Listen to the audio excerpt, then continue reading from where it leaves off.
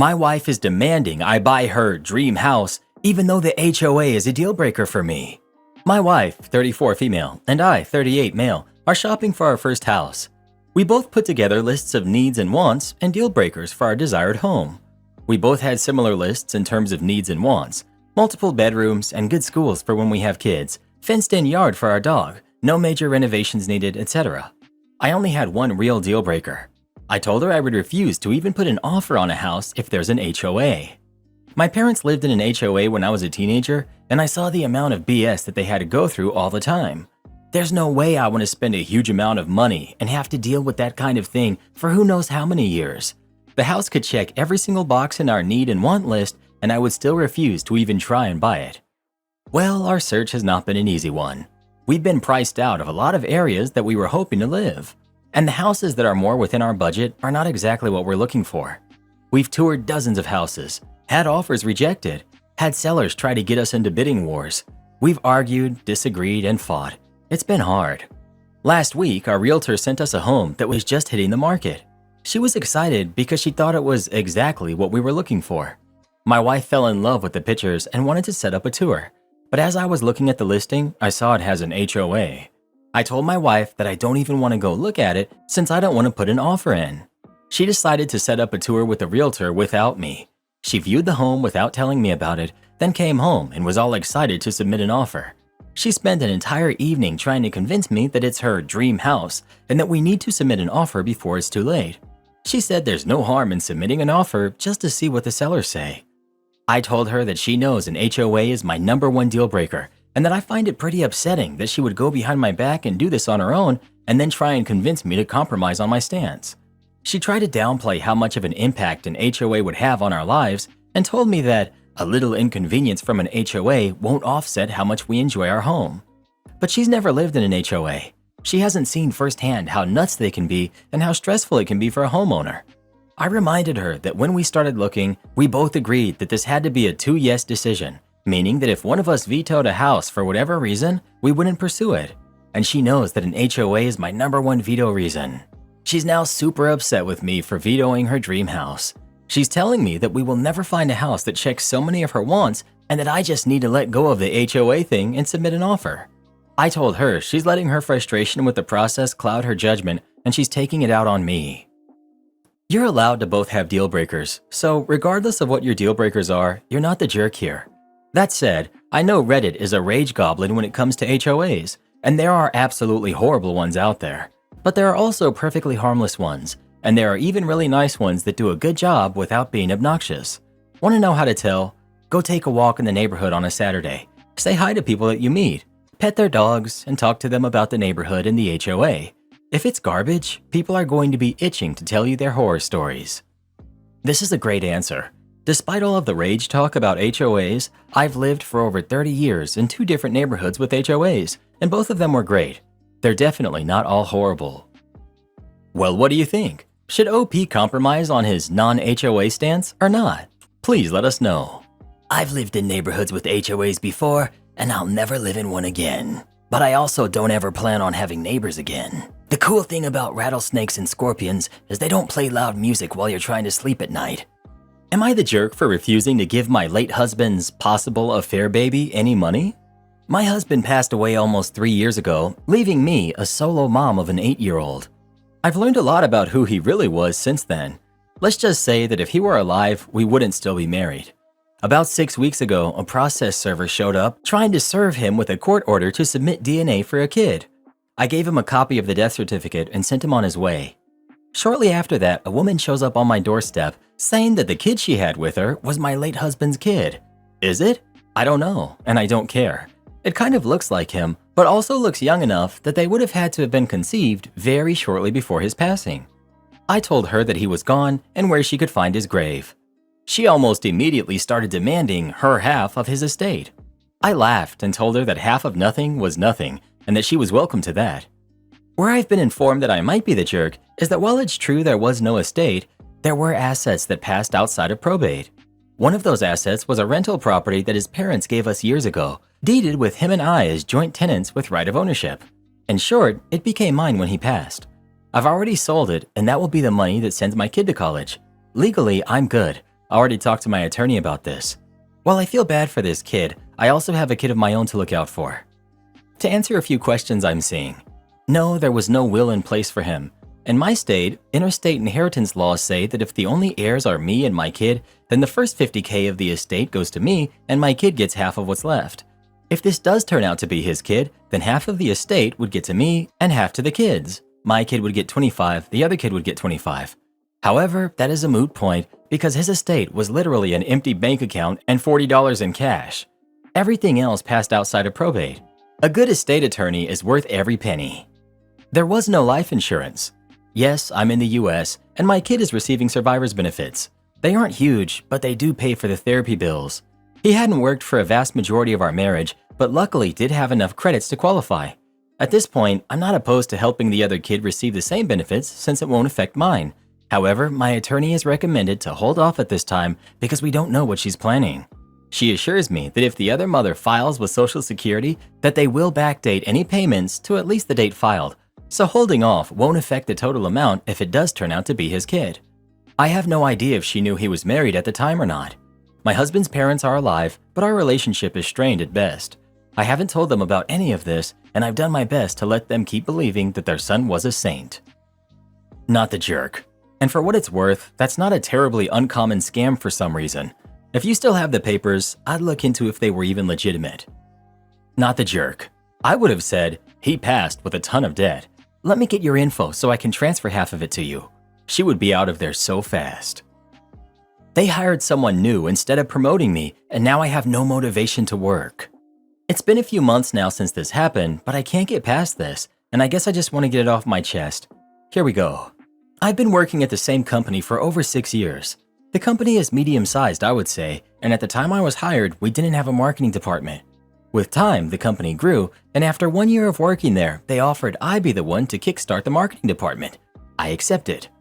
For 2 years, I was the only person in the marketing department. I did everything all by myself. I knew how everything worked. I kept my numbers and quality high that my manager even asked my boss to give me a bonus for my hard work. As the company grew, the work became too much for just one person, so they gave me a team. We were now 4 in total. I trained and pretty much led the team, but the thing is, my title never went past marketing agent. I thought that with all the things I'm doing, I'd at least get marketing manager by now. I expressed this to my manager, who said that they'd see what could be done. Months passed, and my title remained the same. But then in a meeting with my manager one day, they told me that our boss is thinking that there should be a marketing team lead on the team. They said that they think it's going to be me as I started off the department, trained everyone, have the most knowledge, and have been in the company for 6 years now. Obviously, I got excited hearing that, and I patiently waited for my boss to finally drop the news to me. The news ended up being that they were looking for a marketing team lead, and they decided to hire externally. I can't even put into words how I felt. Even now, I still feel like it's a punch in the gut. It feels so unfair and humiliating. I was the first person in the marketing department. I have the most experience. Why would you hire someone with 0 experience instead? I asked my manager why I wasn't considered for it, and their response was basically just, "Boss just couldn't see you being a team lead." Hearing that seriously took a toll on my self-esteem, and it made me feel even more humiliated. They eventually hired the person to take on the team lead role, and what made me want to slam my head against the wall is that they made me train them on everything I knew. Listen, the new team lead is a nice person, and I really don't want to hate them because it's not their fault, but my bitterness is so strong. I just don't even want to interact with them unless they or I need help. So now, I'm stuck being marketing agent forever, I guess. But what really drove me to write this on Reddit is the new team member. One person on the team left and was replaced with someone else who just started last month. The team lead is on vacation, so I was the one asked to train the new hire. As I was training them, we talked, and I told them a little about myself, about how I started the department and everything. And then they said, "So, all that just to not be team lead?" And that honestly just upset me. I don't know if it was their wording, their tone, or the look of pity on their face that got to me, but I just shut down. I laughed it off, finished up with training, and just barely worked the whole day. And the day after that, even now, I feel like my numbers are lower than usual. My quality definitely dropped, but I just can't care anymore. I know I could just quit, but this company's benefits are amazing, and I've made so many friends here that would make leaving hard. Traveling for work every few months allowed me to see different cities and take in new experiences, but I just can't get past this. and I don't know if I ever will. I might just go through the days until I really just can't do it anymore. Edit. You've all been very helpful, and you've given me the confidence to send my resume to other companies for a team lead or manager position. I'll be sending my resume to more as they pop up. The market is terrible right now. For those wondering how I trained the new team lead, I did not teach them everything I knew. No way. I taught them enough to do their job, but when it comes to the deeper knowledge, I held back. I personally just thought it was the smartest decision for me, as teaching them all I knew wouldn't have benefited me at all. It's up to my company to teach them everything else, not keep relying on me. When I was asked to train the new hire, I did mention that I shouldn't train them if we have a team lead, but boss hit back, saying that I would be responsible if the team fell behind if we waited until the team lead got back from vacation. I didn't want to cause stress for the rest of the team and myself, so I stupidly complied. I did consider threatening to leave if I didn't get the team lead role, but I held back because I was afraid of the response. I was afraid they would have just let me go and I'd be left unemployed without a backup job, especially considering the job market right now. But I guess my pride also played a part in it. I really wanted to be given the team lead role because they believed in me and wanted to give it to me, not because I threatened them. I also do like my job, so I thought I could suck it up, but it's really not worth the mental suffering. Update 3 months later. So, I got a job as marketing team lead. Just finished week 3. The market is rough right now, but I'm glad I didn't give up and just kept applying. My new job's a little challenging, but my mental health is in a better place now, knowing I could finally fully let go of that grudge. If you're in a similar situation, don't lose hope. When I gave in my notice, I would pay just to see the look on my boss's face again when I told them I was leaving for a marketing team lead job. They tried to salary match, but I declined. They asked what they could do to keep me, but I kept it polite and just said that it was time for me to experience more in a different role now. I could tell they were really upset, but I couldn't care less. And then apparently they talked smack about me to the manager, that I was betraying them and all of that. It's so embarrassing. Of course, before I left, I asked my manager what I needed to improve on to be a better team lead so that I can do even better in my new role. I was told things like be a little more strict, have more confidence, and other things I made sure to write down to work on. And I know it's been months, but I still wanted to ask again why I was passed up on the promotion at this company. So apparently, it's because they made it so that the team lead did more admin work, more team reports, team evaluations, team decisions, and coming up with new procedures, and less marketing. Apparently, since I'm the most senior with consistent results, they didn't want to lose that by making me the team lead. So they figured keeping me as a marketing agent was the smartest move for the company. I fully understand their decision, but forget that. I feel like I'm actually doing what a team lead should be doing in my new company, and that's all I really wanted. It just feels like they're still trying to figure out what a team lead should do, and I'm not willing to stick around for that. Thank you again for encouraging me. I got way too comfortable in my last job, and I allowed them to walk all over me. You aren't handcuffed to a certain company forever. It's okay to leave when you feel there's no more growth for you. I don't want to live with my husband anymore right now. How can I fix this without breaking up? My husband, 27 male, and I, 26 female, have been having issues with the division of housework for a while now. We've been together for about 4 years, married for a half a year.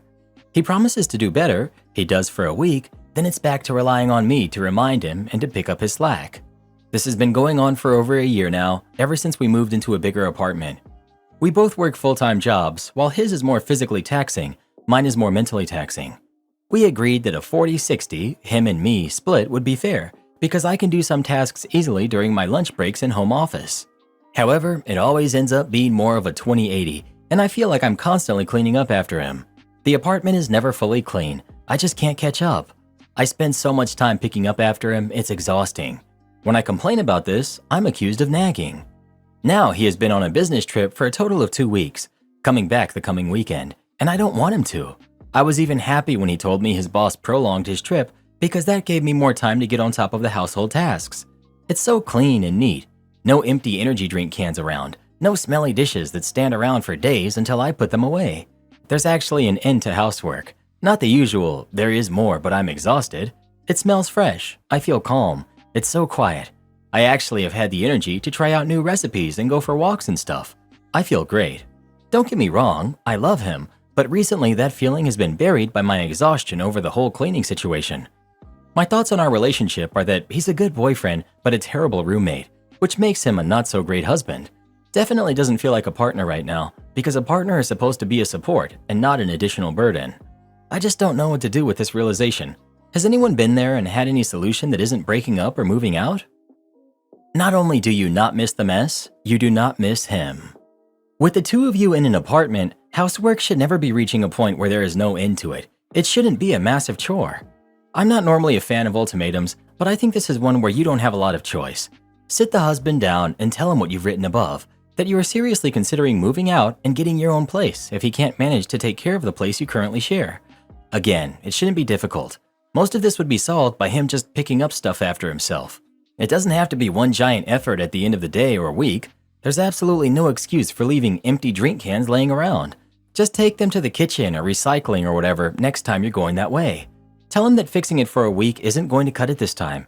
Either he makes a permanent change or you'll start looking for alternative places to live because you're not going to put up with this anymore. When your partner goes on a trip away from you and you realize how much better your life is without them, it's over at that point. There's no coming back. Am I the jerk for not ordering food so I wouldn't have to split the bill? I, 27 male, have been part of a small friend group, about 8 people total, basically since we were in college. For background, 2 people from this group, Susan and Greg, are just absolute leeches. Going out for lunch? Expect them to order the most expensive thing on the menu, then feed you some sob story about their finances, then dump half their bill on you. Last weekend, Dan, one of the people from the group, told me about a casual dinner. I told him how if Susan and Greg were there, I wouldn't be able to come. He tells me that they would be there, but I should just put my opinions aside and just come this once. This is kind of where I might be the jerk. I agreed with him and told him I would be there. I show up and we all get to talking. Everyone began putting in their orders. Most of them spent about $40. There were only about 6 people there. When it gets to Susan and Greg, they both order expensive dishes, around $200. When it was my turn to order, everyone looked at me, but I just picked up the menu and point to the $4 Miller Lite and I sent the waiter away. Dan asked why I hadn't ordered anything, and all I said was that I lost my appetite. The other 2 friends got up as well to cancel their orders and just have drinks. After the main courses came out, I saw Susan and Greg picking at their food. The waiter then brings over the check. Greg then grabs the waiter and asks him to split the check 6 ways. I stand up and correct him, saying the check was to be split 3 ways. Greg looks at me confused and asks why, since we always split the bill. I reminded him that 3 of us had not eaten any food, so we would just be paying for our drinks. So basically at the end of the night, Dan, who probably only ate around $50 worth of food, was stuck with the $146 check at the end. I swear I saw his jaw drop when he picked that receipt up. I slid a 10 towards the check, said goodbye to everyone, and walked out. The next morning, I found my phone full of texts from Greg and Susan telling me I was a jerk for not ordering any food and forcing them to pay more than they had accounted for. I honestly laughed because the stakes alone were more than what they had paid, but to each their own, right?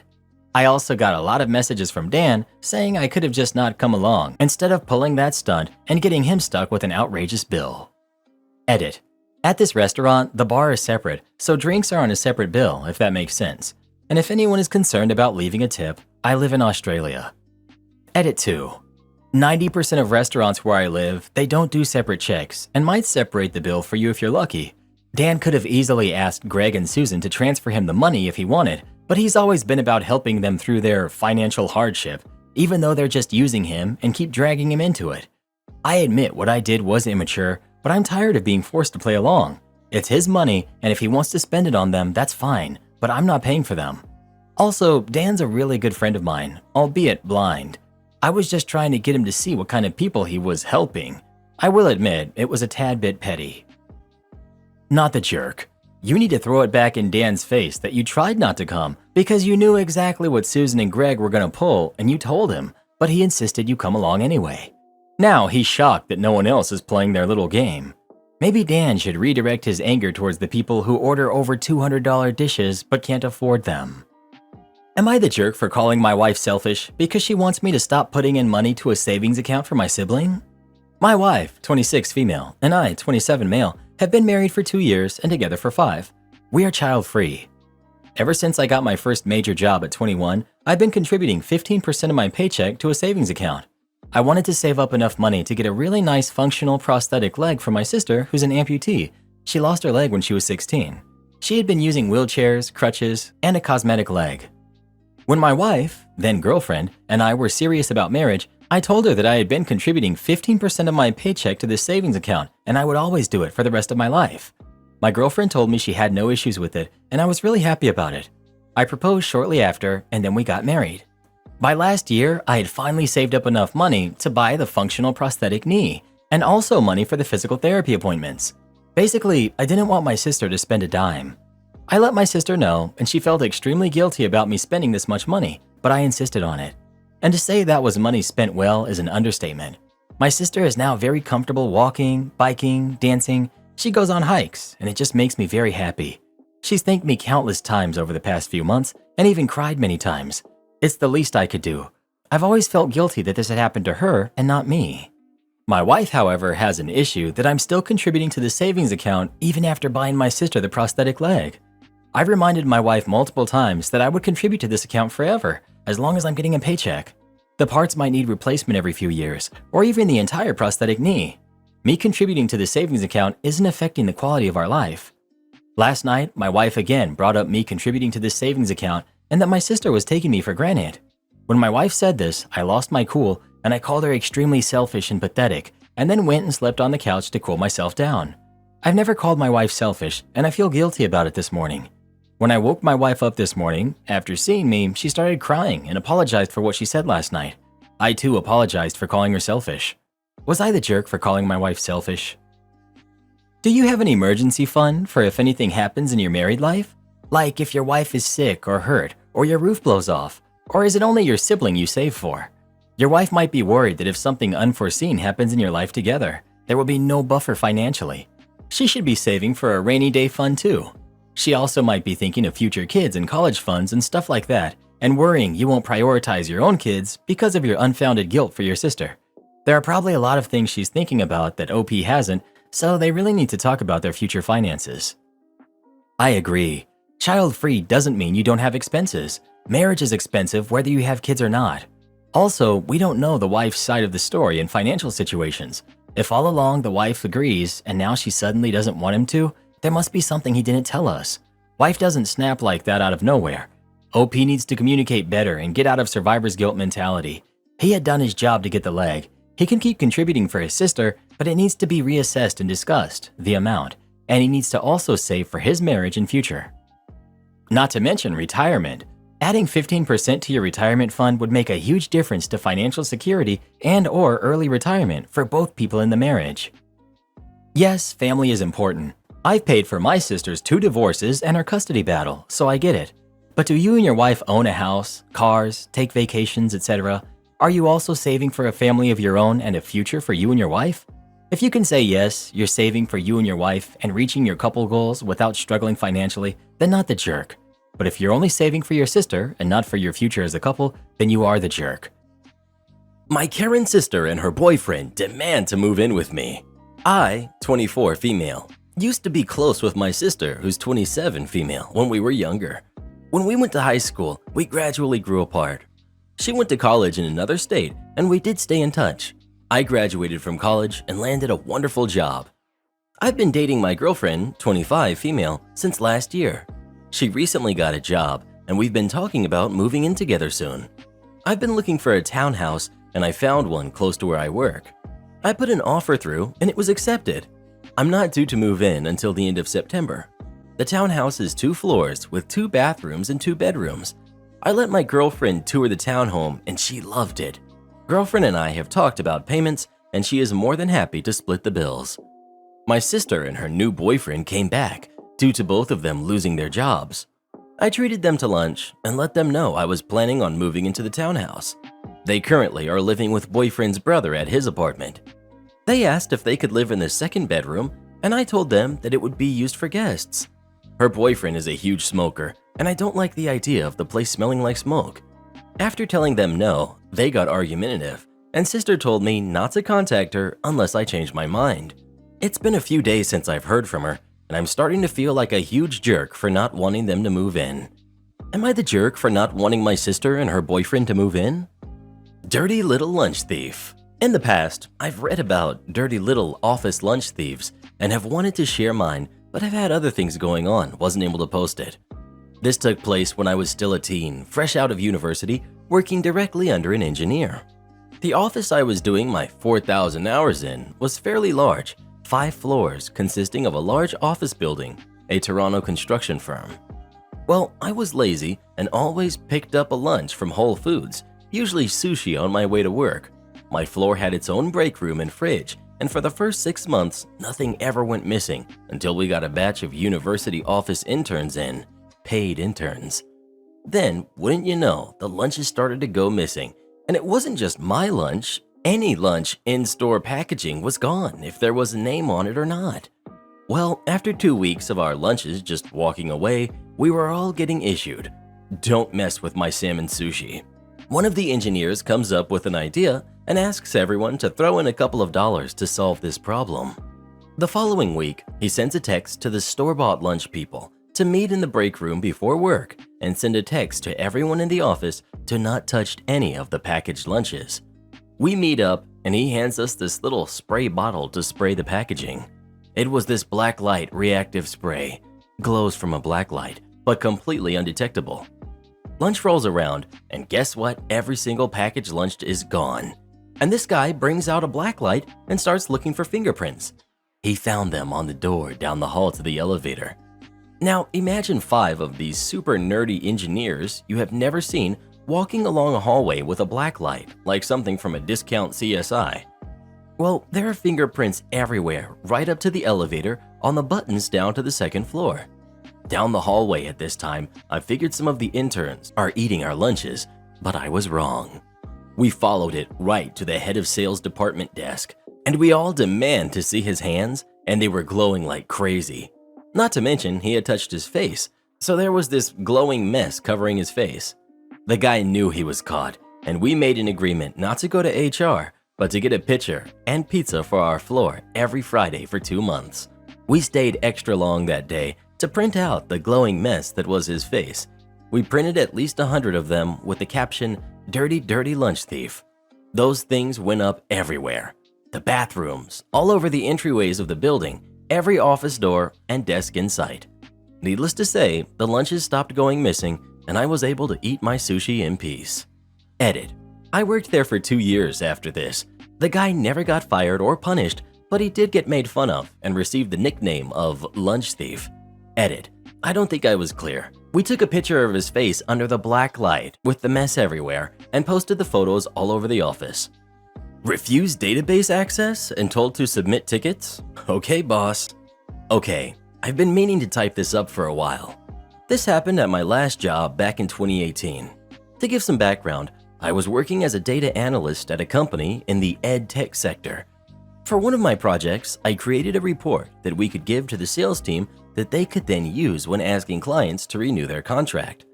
Clients were typically school systems or individual schools.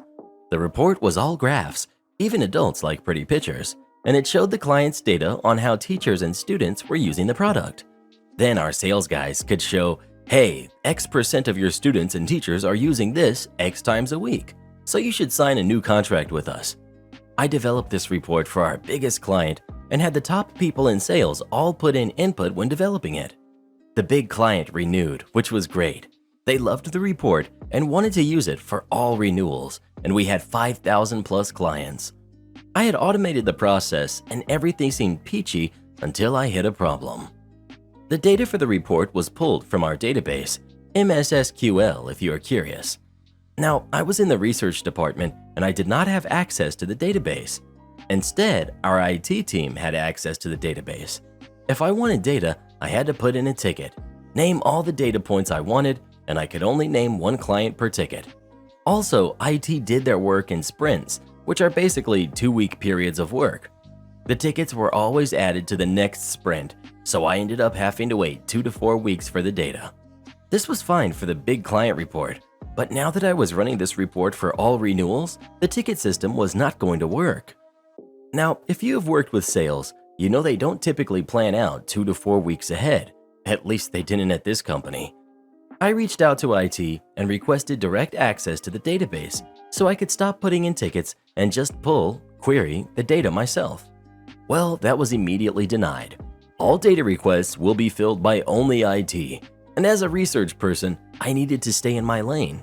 You might see where this is going. I wasn't happy and sales wasn't happy with the delay, but there was nothing anyone could do. So I reached out to one of the sales managers to discuss a solution. Since data was going to take 2 to 4 weeks to arrive, could he please send me everyone that has a renewal coming up in the next 2 to 4 weeks? With 5,000 plus customers, that averages about 100 renewals a week. He smiled and understood what was going on and happily sent me a list of 400-ish clients.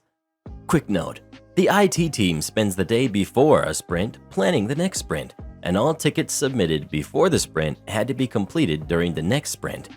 The sprint planning time was always Friday afternoon because the least amounts of tickets rolled in. During the planning session, they would plan all of the work for the next 2 weeks for the next sprint. Any tickets that came in before 5 p.m. Friday had to be finished over the next 2 weeks. Time for the malicious compliance. Armed with my list of 400 plus clients, I figured out when the next sprint started and cleared my schedule for the day before the new IT sprint started, aka their sprint planning Friday. At about 1 ticket a minute, I was able to take about 6 hours and 40 minutes to submit all of the tickets, so that's what I spent my whole Friday doing. Let's not forget, they had to get the data for all the tickets during the next sprint as long as I submitted them before 5 p.m. on Friday. That meant they had to take care of all 400 tickets in the next 2 weeks, plus I submitted tickets throughout their spring planning meeting, so they couldn't even plan for it at all. If you're not tech savvy, this might not make sense, but if you are, let me add an extra twist to this. They used JIRA at the time, and the entire IT team had the JIRA app on their laptops. Most of them had push notifications set up, so they got pinged every time a ticket was submitted. I would have paid good money to be a fly on the wall during that meeting, watching a new ticket pop up about every minute. Okay, tech aside done. I didn't hear a peep from them at all that Friday. To their credit, Monday I started getting data from my tickets. Now, I had automated the reporting process on my end, so each report only took me a few minutes to run. I was churning out reports as quickly as I received the data without an issue, and sales was loving it. I saw tickets coming in from every member of the IT team, and during the second week, many tickets came in after working hours, so obviously they were struggling to keep up. Again, I will give them full credit. They fulfilled every single ticket, but there were a lot of long days for them. Everyone was salary, so no overtime pay either. This is of course on top of all of the other tickets they needed to complete, so it was quite a stressful sprint. Undeterred, I met with the sales manager again right before the next sprint and asked for the next set of clients and renewals. Then the day before the next sprint, I began submitting tickets again. My workday started at 9 a.m. and by 10 a.m. the head of IT runs over to me. He is bug-eyed and asked me how many tickets I was planning on submitting. I told him the same amount as last time. I only had 200 this time, but he didn't know that. And I'm pretty sure I saw him break on the inside. I did feel bad at this point, so I said, alternatively, you could just give me access to the database and I could query the data myself. I had the access before noon. I'm not going to risk my job because you want an insane amount of cereal. I work at a supermarket, and one of our regular customers is a woman who comes in with her 2 kids and buys an absolutely insane amount of cereal whenever it's on sale. Now, when I say an insane amount, I don't mean 10 to 20 boxes at a time. No, she's not here for math word problem level amounts of cereal. She comes in and buys anywhere from 50 to 300 boxes at a time. Her and her kids usually come to the back room door with 3 shopping carts and ask for 9 to 15 cases of cereal, depending on how much we have left in stock. She's gotten denied service a few times, like the time she tried to buy an entire pallet of cereal, 5 boxes per transaction the day before Thanksgiving. Management cut her off after 18 transactions, 90 boxes, because her order was holding up the lines for 3 of our 7 operational registers. 3 of our registers were broken at the time. The stock department manager absolutely despises this and has told the woman on multiple occasions that if she's going to purchase more than 3 cases of cereal, she has to call a few days before she comes in so that he can order extra cereal, but she always claims that she won't know what she'll need until she comes in and refuses to. This happened to me on a Sunday when I was the only person working in my department. I had just finished emptying the baler when cereal lady poked her head into the room. "Hey, could you get me some cereal?" she asked. I scanned our sale pallets and she said, "It's on the 2nd level of the scaffolding." The scaffolding she was talking about is the same kind of scaffolding you would see at a wholesale club like Costco, Sam's Club, or BJ's Wholesale. So I told her, "Unfortunately, I can't get that down for you. I'm not authorized to use the equipment needed to get that down."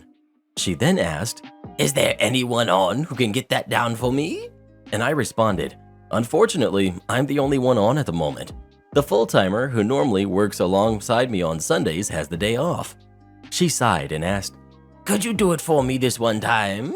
And I responded with, "No, I'm not authorized to use the machine needed to get that down." And she said, "Seriously? You can't just do it this one time?" And I told her, "No, I can't do it this one time. I'm not allowed to use the machinery, nor do I even know how to use it. If I get caught using that equipment, I won't only lose my job, but I could potentially face legal trouble and steep fines should I damage something or injure myself." She huffed and went, "Fine, I'll just get front-end manager. He'll do it for me." A few minutes later, the front-end manager walked into the storeroom with this lady in tow. "Hey OP, are you authorized to use the power lift?" To which I respond, "Nope." "Is full-time coworker here yet?" I reply, "He's off today and my brother already left for the day." My brother works in the same department as me and is authorized to use the power pallet jacks. The front-end manager turns to Cereal Lady and said, "I'm sorry, but that product is unavailable for today. There's no one who can get that down." Cereal Lady then shrieked, "You're a manager and you can't get that down for me?" And the front-end manager responded with, "I wasn't trained on that equipment because this isn't my department and therefore I'm not allowed to operate it. You're going to have to come back tomorrow if you want that."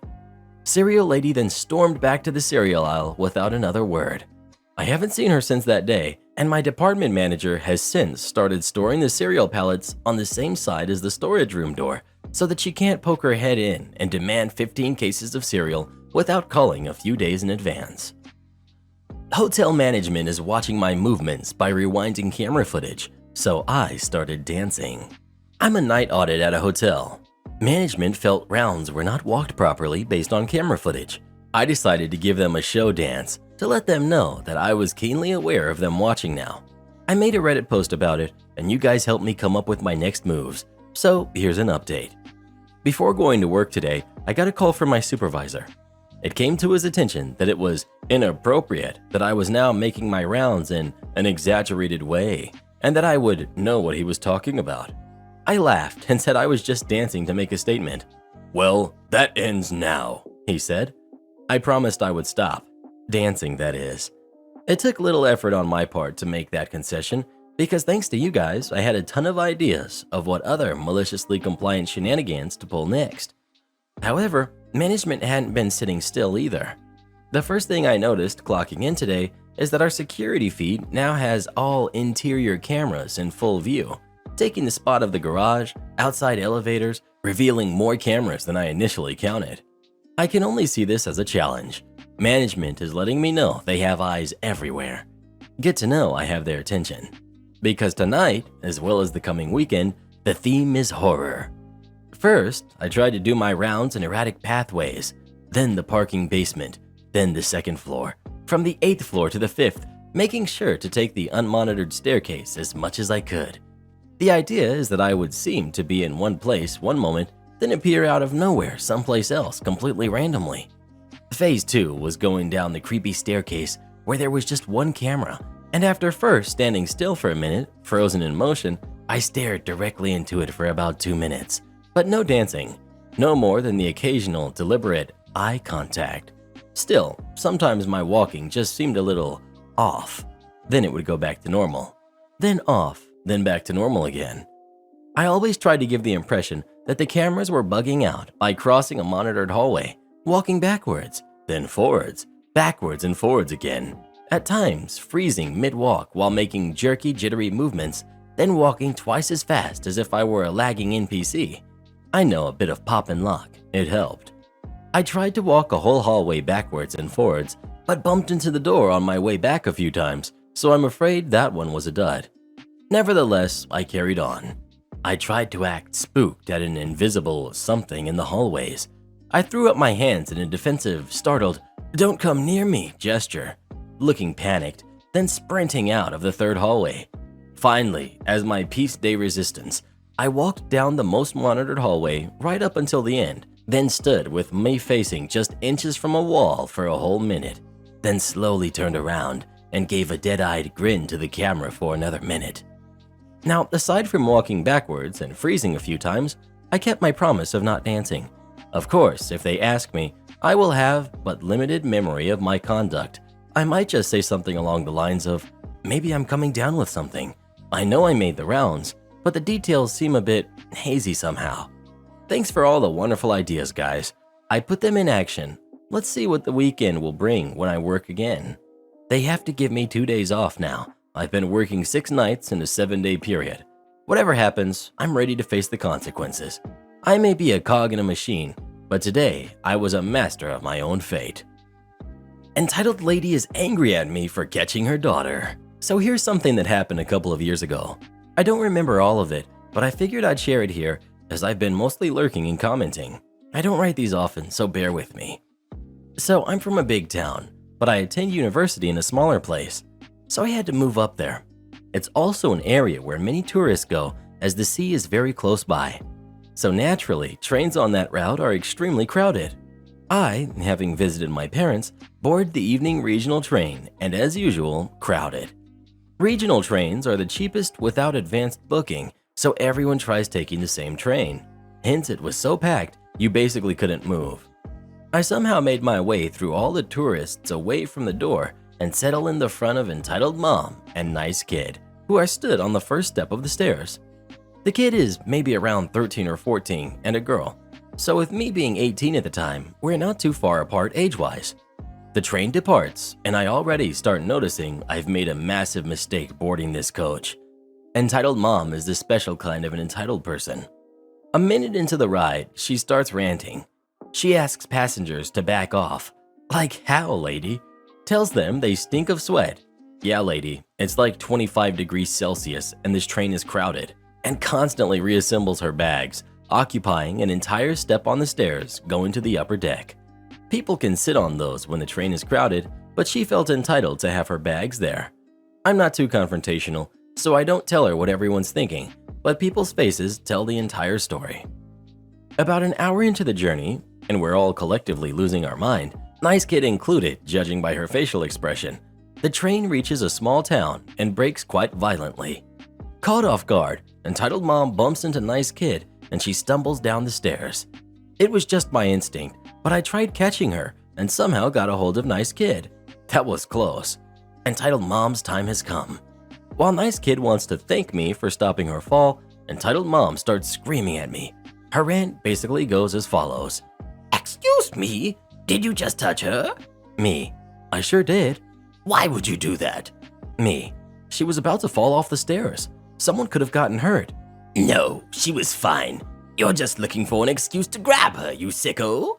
Me. Excuse me, she just nearly fell. I just extended my hands. No, you are not. You are disgusting. I'm calling the police on you. At this point, I'm already done with her. I just ignore her and hope she stops.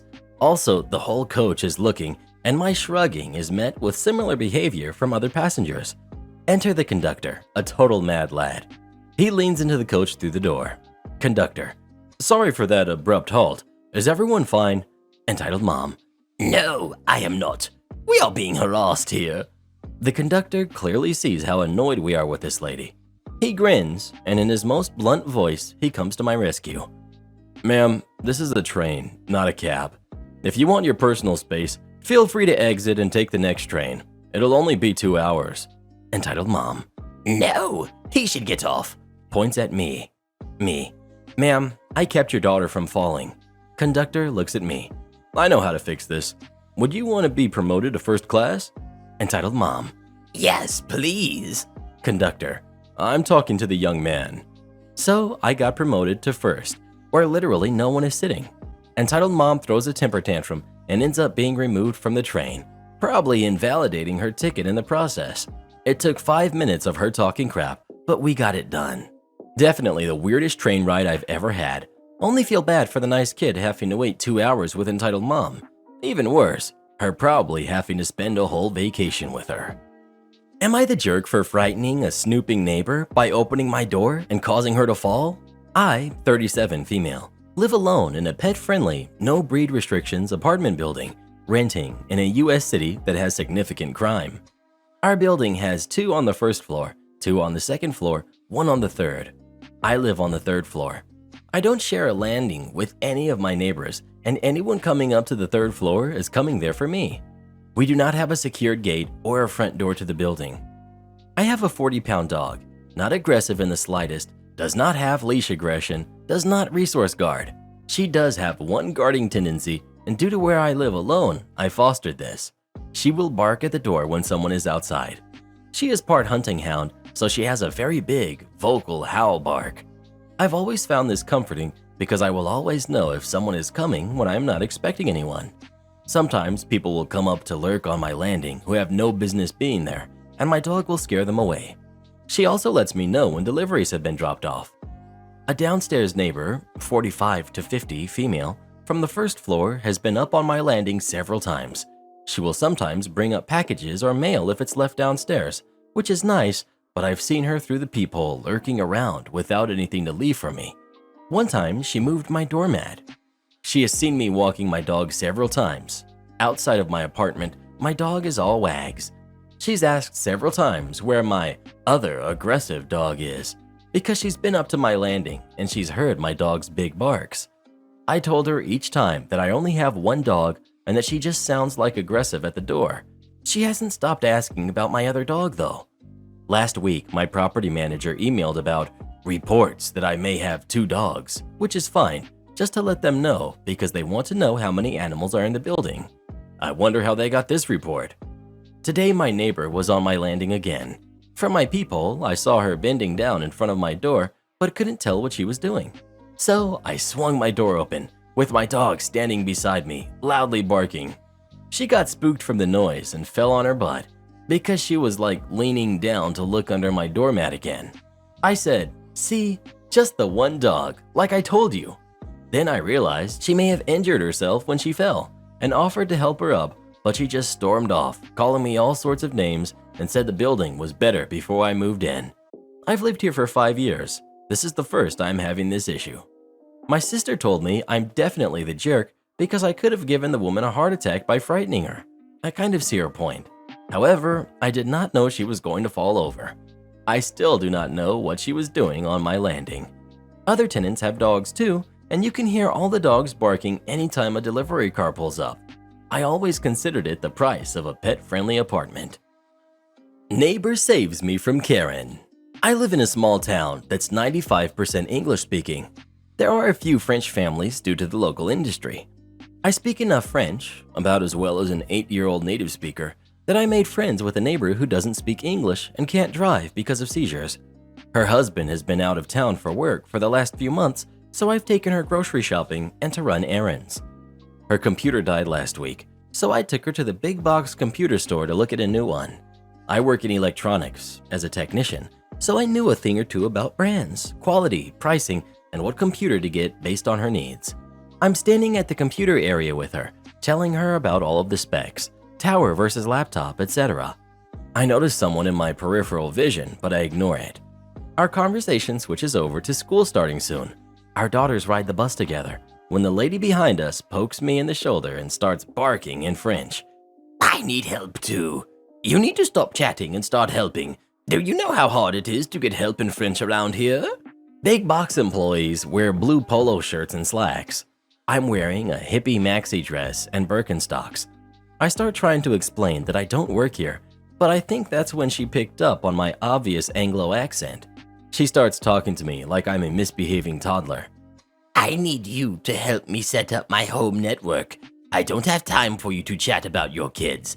Have fun finding a job once your manager hears you're chatting about your kids instead of working."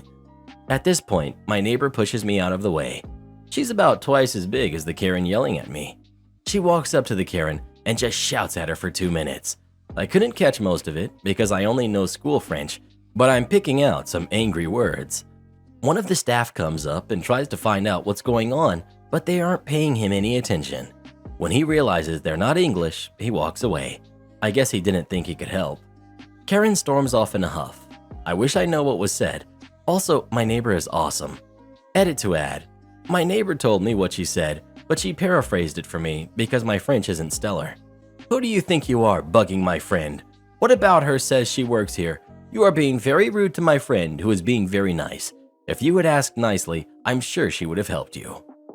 Entitled mom tries to put me in my place, but tables were turned.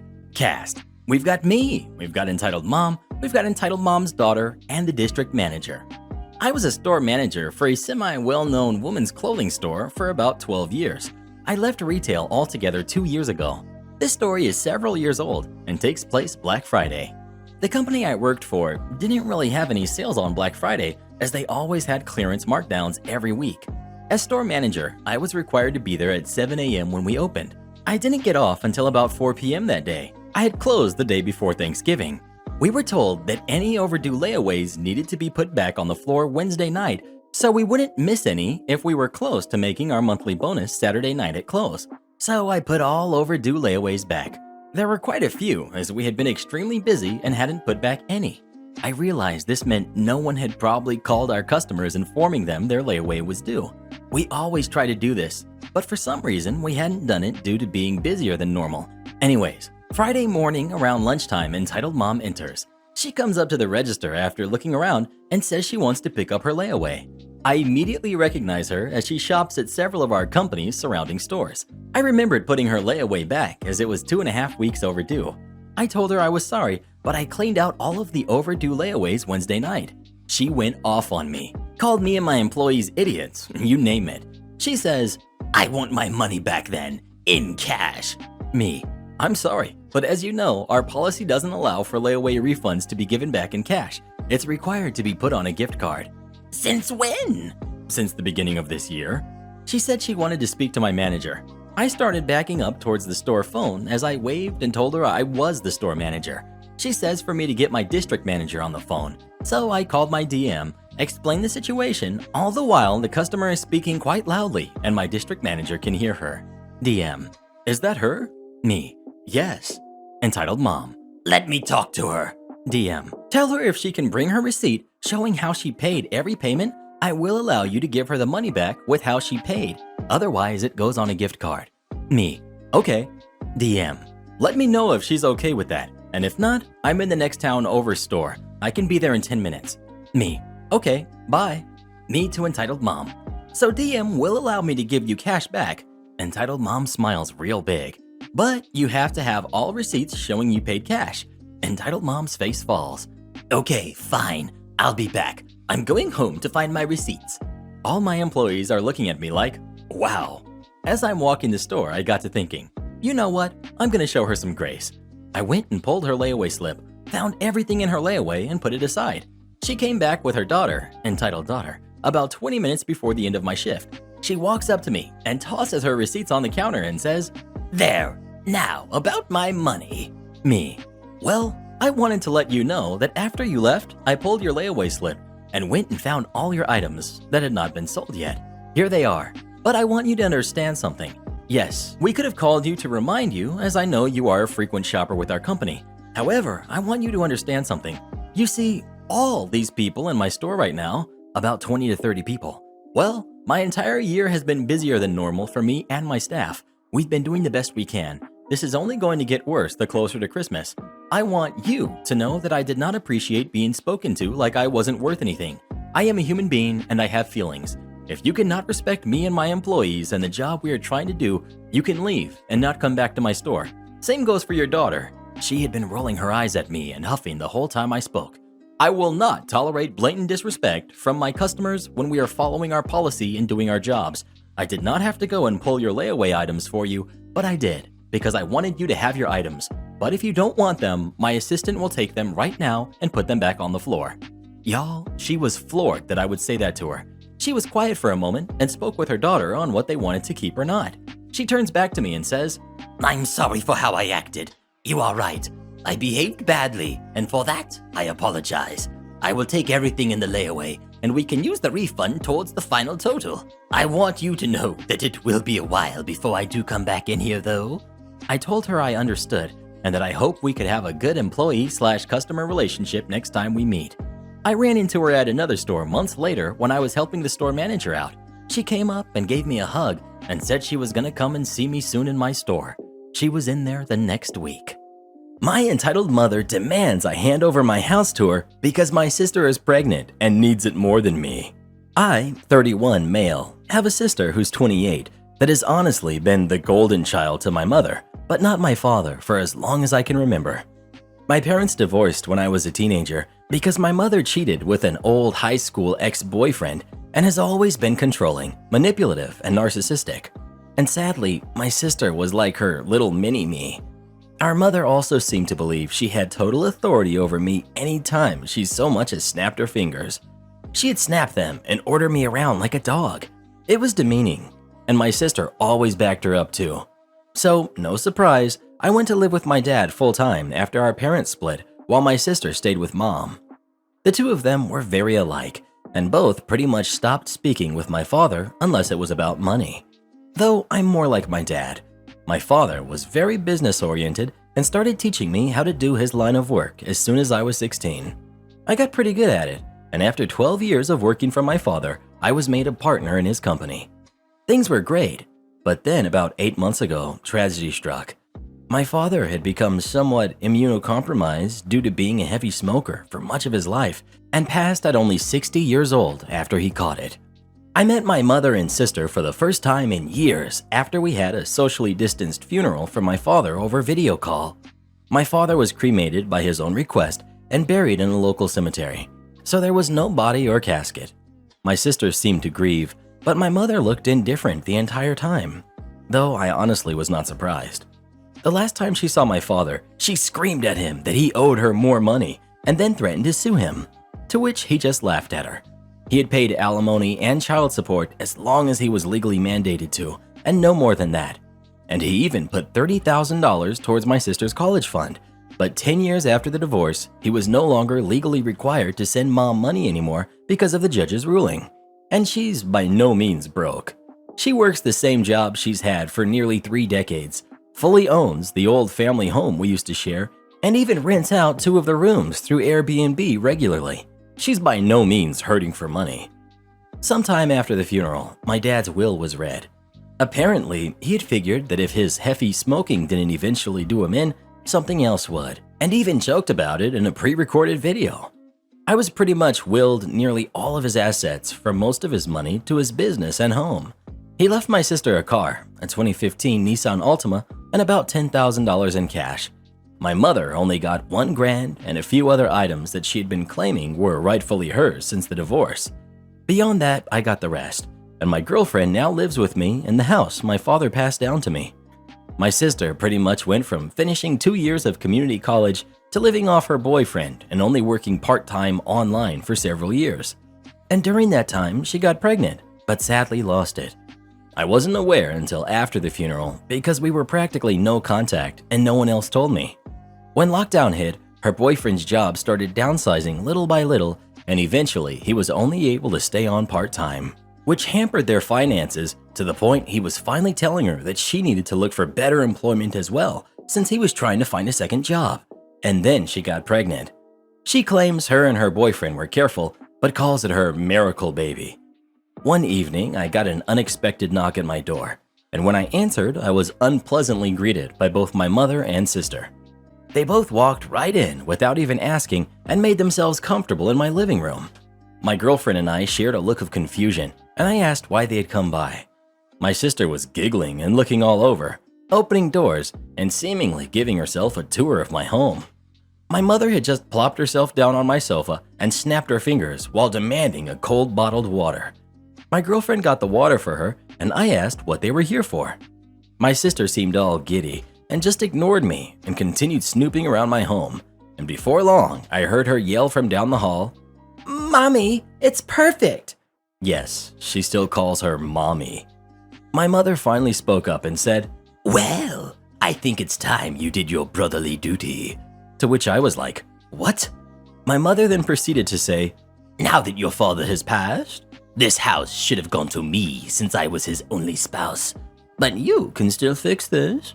You make plenty of money, and you could just buy a new house. Your sister needs this one so much more since she's the one with the baby on the way." But if you're so determined on staying, you could just keep to one room and cover all of the bills until you decide to move out. My girlfriend and I read enough Reddit to know exactly where this is going and how it would play out if I let it go on. So I guess you could say we were mentally prepared. I took a deep breath and stated aloud, "That's not happening. You don't order me around, especially not in my own home. Yes, I make plenty of money, but like Dad, I'm gonna save it for when I really need it. Not that you care." My mother started snapping her fingers at me like she used to and loudly stated, Stop! I am your mother, and you will do as I say, because I brought you into this world, and I'm the one in charge here. And as far as you're concerned, I am God. That means when I say jump, you say how high. This house is rightfully mine, and your sister will live here. Consider this your formal eviction. But since I'm gracious, I'll give you 2 weeks to pack your bags and transfer the deed to me. In the back of my mind, I'm thinking, this can't be real. But then I just grabbed my cell phone and started dialing. My mother quickly stood up and yelled, What are you doing? And I retorted, I'm doing what I should have done as soon as this crap started. I'm calling the cops to get you out of my house. She started swiping at me and managed to knock the phone out of my hands. Then she proceeded to try and stomp on it, but I was quick enough to snatch it up before she could. That's it. If you don't leave, I will force you out myself. She proceeded to slap me, and I returned the favor twice as hard. So much so I ended up knocking her back onto the couch. She held her hand out over her smeared makeup on her face in total shock, and then yelled, How dare you? I went back to dialing on my phone and said that if she didn't leave, I would have police come and remove her by force. My sister came barreling in between us, holding her arms out and saying that I should just do the right thing for once in my life and be a good big brother. I snapped and said, Oh, really? I'm the bad sibling? Last I checked, I was the one who had to work for a living since I was a teenager. I had to do all of the chores in the house while you just sat on your butt playing video games or talking with your friends all day. And you used to steal my hard-earned money just to go out shopping after you spent all of your allowance. You're a complete mooch and a thief, so I don't owe you crap. Now both of you, get out, before I decide to dial this last number. My sister started to tear up, crying like a baby, and said, Mommy, make him stop. My mother began hugging her and kissing her cheeks while giving me a death glare. Then she seemed to think she had gotten smart and said, You know, if you do call the police, I can just tell them that you hit me. And who knows, I could maybe say to everyone you wanted to do a lot worse to a poor pregnant girl in need. I don't think that'd be a very good thing for your... I cut her off with a raised hand and said, Just stop. If you haven't noticed, my girlfriend over there has had her phone out recording almost this entire time. And that means we have recorded evidence of you assaulting me first and openly stating you'd lie to the police. I don't think that would be so good for your reputation at your job or your little Airbnb. If looks could kill, my mother would have blown me up. But she quickly deflated and started dragging my crying sister out by the arm. My sister was somehow acting like a complete toddler and broke loose of our mother's grip to sit down on my porch step and have a tantrum. I just gave my mother a look and said, Do you see now? This is the result of the spoiled way you raised her. She glared at me again, and then I was treated to a show of my mother trying to drag my sister off of my porch steps. But she latched onto the porch handrails and kept saying, You promised me, over and over again. I let out a cackle and told them both from the door to never come back. My mother gave me the one-finger salute and then went back to trying to drag my sister off the porch. It took a few minutes, but she finally got my sister to get up and leave with her by saying, I am a cruel, heartless jerk who will go to heck for this. I laughed some more and said that there's also a special place in heck for liars and narcissists who try to manipulate others to get their way. My mother clenched her fist and was about to say more when I just held up my smartphone again with it recording and said, The clock is ticking, Mom. Get off my property. My mother then walked my sister to the car, gave me one last snooty look, and drove off. I thought that was the end of it, but letting things go was never something my mother would do. After a few days, I started getting messages from people I know and some relatives online. A lot of them were furious with me, but others just had questions about what was going on. I tried to check my Facebook, but couldn't see anything they were saying because my sister and mother both blocked me on their social media. But my girlfriend could still see everything because they kept their profiles set to open. We screenshotted everything and then printed some of it out. Both of their profiles had posts that called me a greedy, heartless jerk who stole the house that was meant to be my sister's inheritance right out from under her by paying off the lawyer who handles Dad's will, which is a complete and utter lie, and they both knew it. I called my lawyer, who is also my father's lawyer and a trusted family friend, and gave him copies of all the screenshots from Facebook and the video my girlfriend had recorded the day my mother demanded the house. He wanted to just write a formal cease and desist, but I wanted to take it further than that, and he sent them a letter I told him to write via express mail that had to be signed for, so I know they got it. My mother called me in an absolute fury the same day the letter was delivered. I told her that if she and my sister didn't redact all of their untrue social media posts they made about me and tell the absolute truth, I'd send all the information I have to the whole family, her boss, and upload the videos we recorded of her online. And then I'd sue her on top of it. She called me unreasonable and said that she just did what she did for my sister's sake, and then went into a full-blown lecture reiterating her belief that my sister still needs my house more than me. I bluntly stated I didn't care what she thought, and if she didn't redact everything and tell the truth, I'd make sure her career would be over. She begrudgingly said, "Fine, you win. Have it your way and keep the house," before hanging up the phone. That very evening, all of the lying posts disappeared from both of their profiles. I was unblocked, and my mother gave me and everyone else an apology, claiming that she jumped the gun with everything she said because she thought my sister needed my house more than me because she's broke and pregnant. But the house was rightfully mine according to my father's will, and she knew that even before my father passed. So she had no right to try and claim it. As for my sister, she also apologized, but more or less just parroted everything our mother said, while claiming she just went along with her ideas. And then she blamed what she did all on our mother and her pregnancy hormones. The replies poured in for some time on both my mother and sister's profile, many furious with them for trying to take my house. I got a lot of messages of sorries and my bads from those who had previously believed her. But all it really did was show me who was more on her side to begin with, since they were all believing her nonsense so quickly. They were mostly people from her side of the family anyway. No one on my father's side believed her at all, and openly said so. My sister and her boyfriend ended up moving in with our mother to save money, but she put them in the basement to keep her Airbnb running, and my sister started crying on social media that she can't live upstairs, and I'm pretty sure the two of them were fighting with each other because all my sister did after that is complain online, and my mother barely posted anything on her social media anymore because of the previous stunt she had tried. And for those of you who read this far, it's not the end of the story. Stay tuned for the rest soon. Don't eat at restaurants if you can't even afford it. Okay then, we won't. After reading about entitled waitstaff, it reminded me of what I experienced new to North America. At the time, I had just moved from a small village in Europe. When I had moved to Canada, I met up with others from my tiny area in Europe.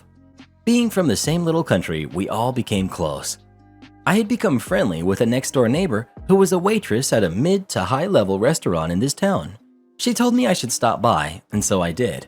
I brought my friends along, and it became a thing, where 9 to 12 of us would come in and eat and be served by her, at least once a week, every single week, often 2 times a week. I asked her if that was okay, but she never seemed overwhelmed, and we often caught her just chilling at the front desk once she was done with the initial plates. More on that later. Again, we are not from a tipping country, so I initially was going to tip 15%. Then I was graciously informed by the host that an auto 18% tip was added to the bill for groups larger than 6. Okay, great. Didn't have to figure out how much to tip. After almost 3 months or so of this, she stops by as I'm taking out my trash. One thing to know about her is that she seems nice, but also has no tact, and can have a bossy demeanor. She tells us she enjoys having us as customers and loves seeing us enjoy the food, but that we should be tipping 20% minimum. Heavy emphasis on the minimum. Also, good tippers would tip at least 30%.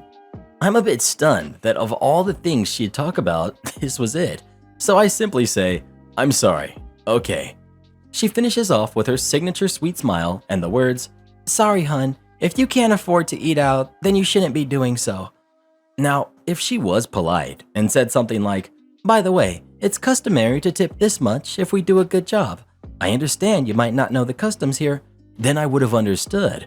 But many times I remember she was inattentive as a waitress. We'd often have to flag her down after making eye contact, where she'd just wait behind the counter. Like I said, 20% was not out of the question, it was the way she said it. So I mentioned this encounter to my friends, and after a little talk, we realize we can't afford that.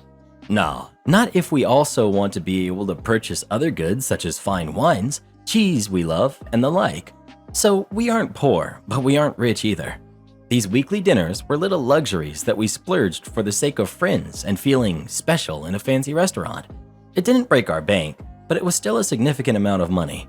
To tip her properly, and the fact that we all realized were other little things in life we'd rather spend our precious money on, we decided it was too much. Across all of us, it was hundreds in dollars in tips alone per week. That's a lot for us. We could use that money to rent a pool hall, fishing tours, which are very expensive, etc. So we did what any responsible adult would do. We stopped buying what we couldn't afford. It was far cheaper to host our gatherings in someone's house and to do a potluck or make a deli board, etc. Now, discussing this with other neighbors, I hear that she has said something to that sort to other people in the neighborhood. Invite out to eat, then tell them off later if the tip is too low. They always have said the same thing, 20% minimum.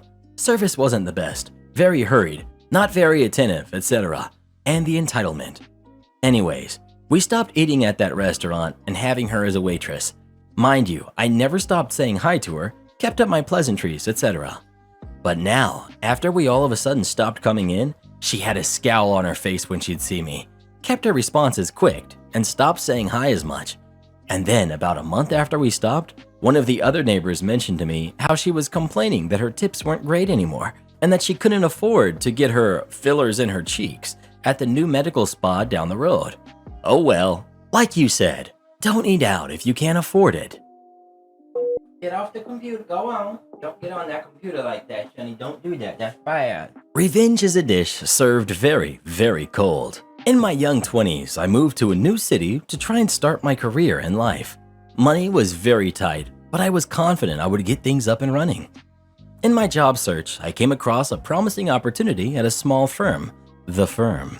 Instead of offering me a job, the owner said he would like me to come in for 2 days and work. If I was a fit, they would hire me, and if not, they would pay me for the 2 days. Money was so tight at the time that I figured taking the bus to and from the job was a luxury I could not afford and walked an hour each way to get there. Money was very tight. I did good work both days and worked very hard, but it was not a fit. The owner then tells me, I know we said we would pay you, but it's just too complicated to set you up for just 2 days, so you will just have to be happy you got the experience with us. The way he acted really rubbed me the wrong way. I was mad as I really needed the money, but as I was trying to find a job, and I figured it was not in my best interest to make waves as word may get around I was difficult.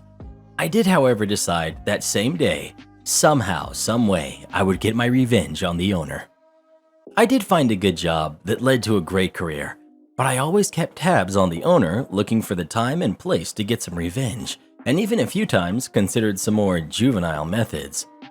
Just short of 20 years passed, and now I was very senior in my chosen profession, but instead of working for a small firm, I was a leader in a very large national company that hired firms.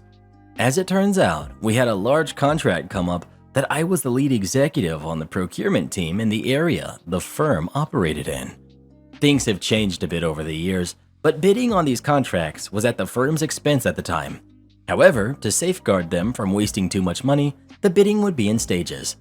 Well, sure enough, the owner and his firm put in an exploratory bid. They were not perfect for the job, but they could actually do it, so I assisted in them moving to the next stage, and the next stage, and the final stage. The easiest thing I could have done was shut them down right away and got a bit of revenge, but there would be no fun in that. There was some risk to letting them go through to the end though. Though I was the lead, it was a team decision, and to be honest, if they had the best proposal, despite my thirst for revenge, I would vote for them. The proposals and presentation came in, and luckily the other firm was a bit better and we went with them. Normally the executive lead didn't deliver the bad news in the bid process, but I volunteered to take on the call. It was fun to call the owner, who had no idea we met 20 years ago, and tell him, "We were impressed with your proposal, but it is just not the right fit. I know you must be disappointed to not get the contract, but at least you got great experience to our process."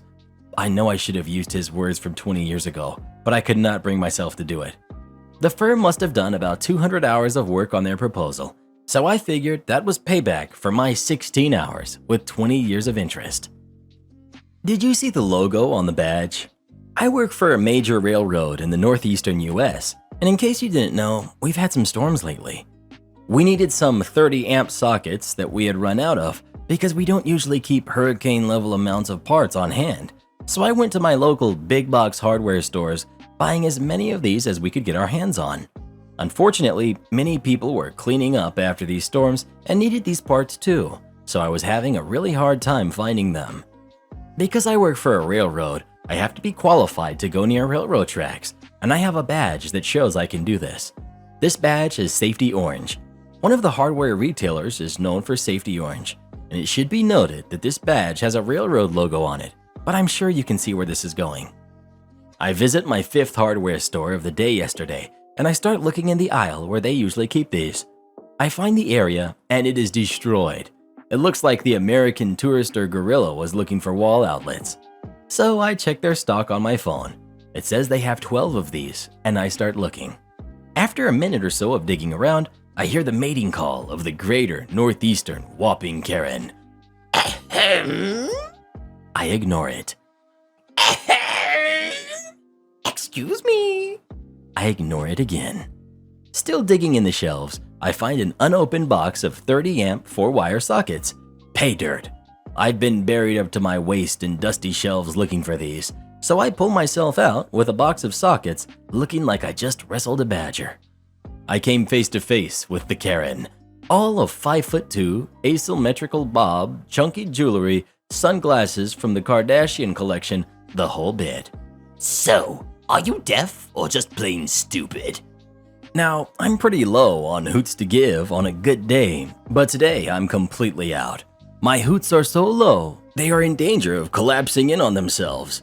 So, with all the sass I can muster, I say, "Neither, Karen. I just don't give a darn about what you say." We all know that Karens love being called Karen. Karen. "What did you just say to me?" "I said I don't give a darn." "Where's your manager? I hope you enjoyed your last day working here.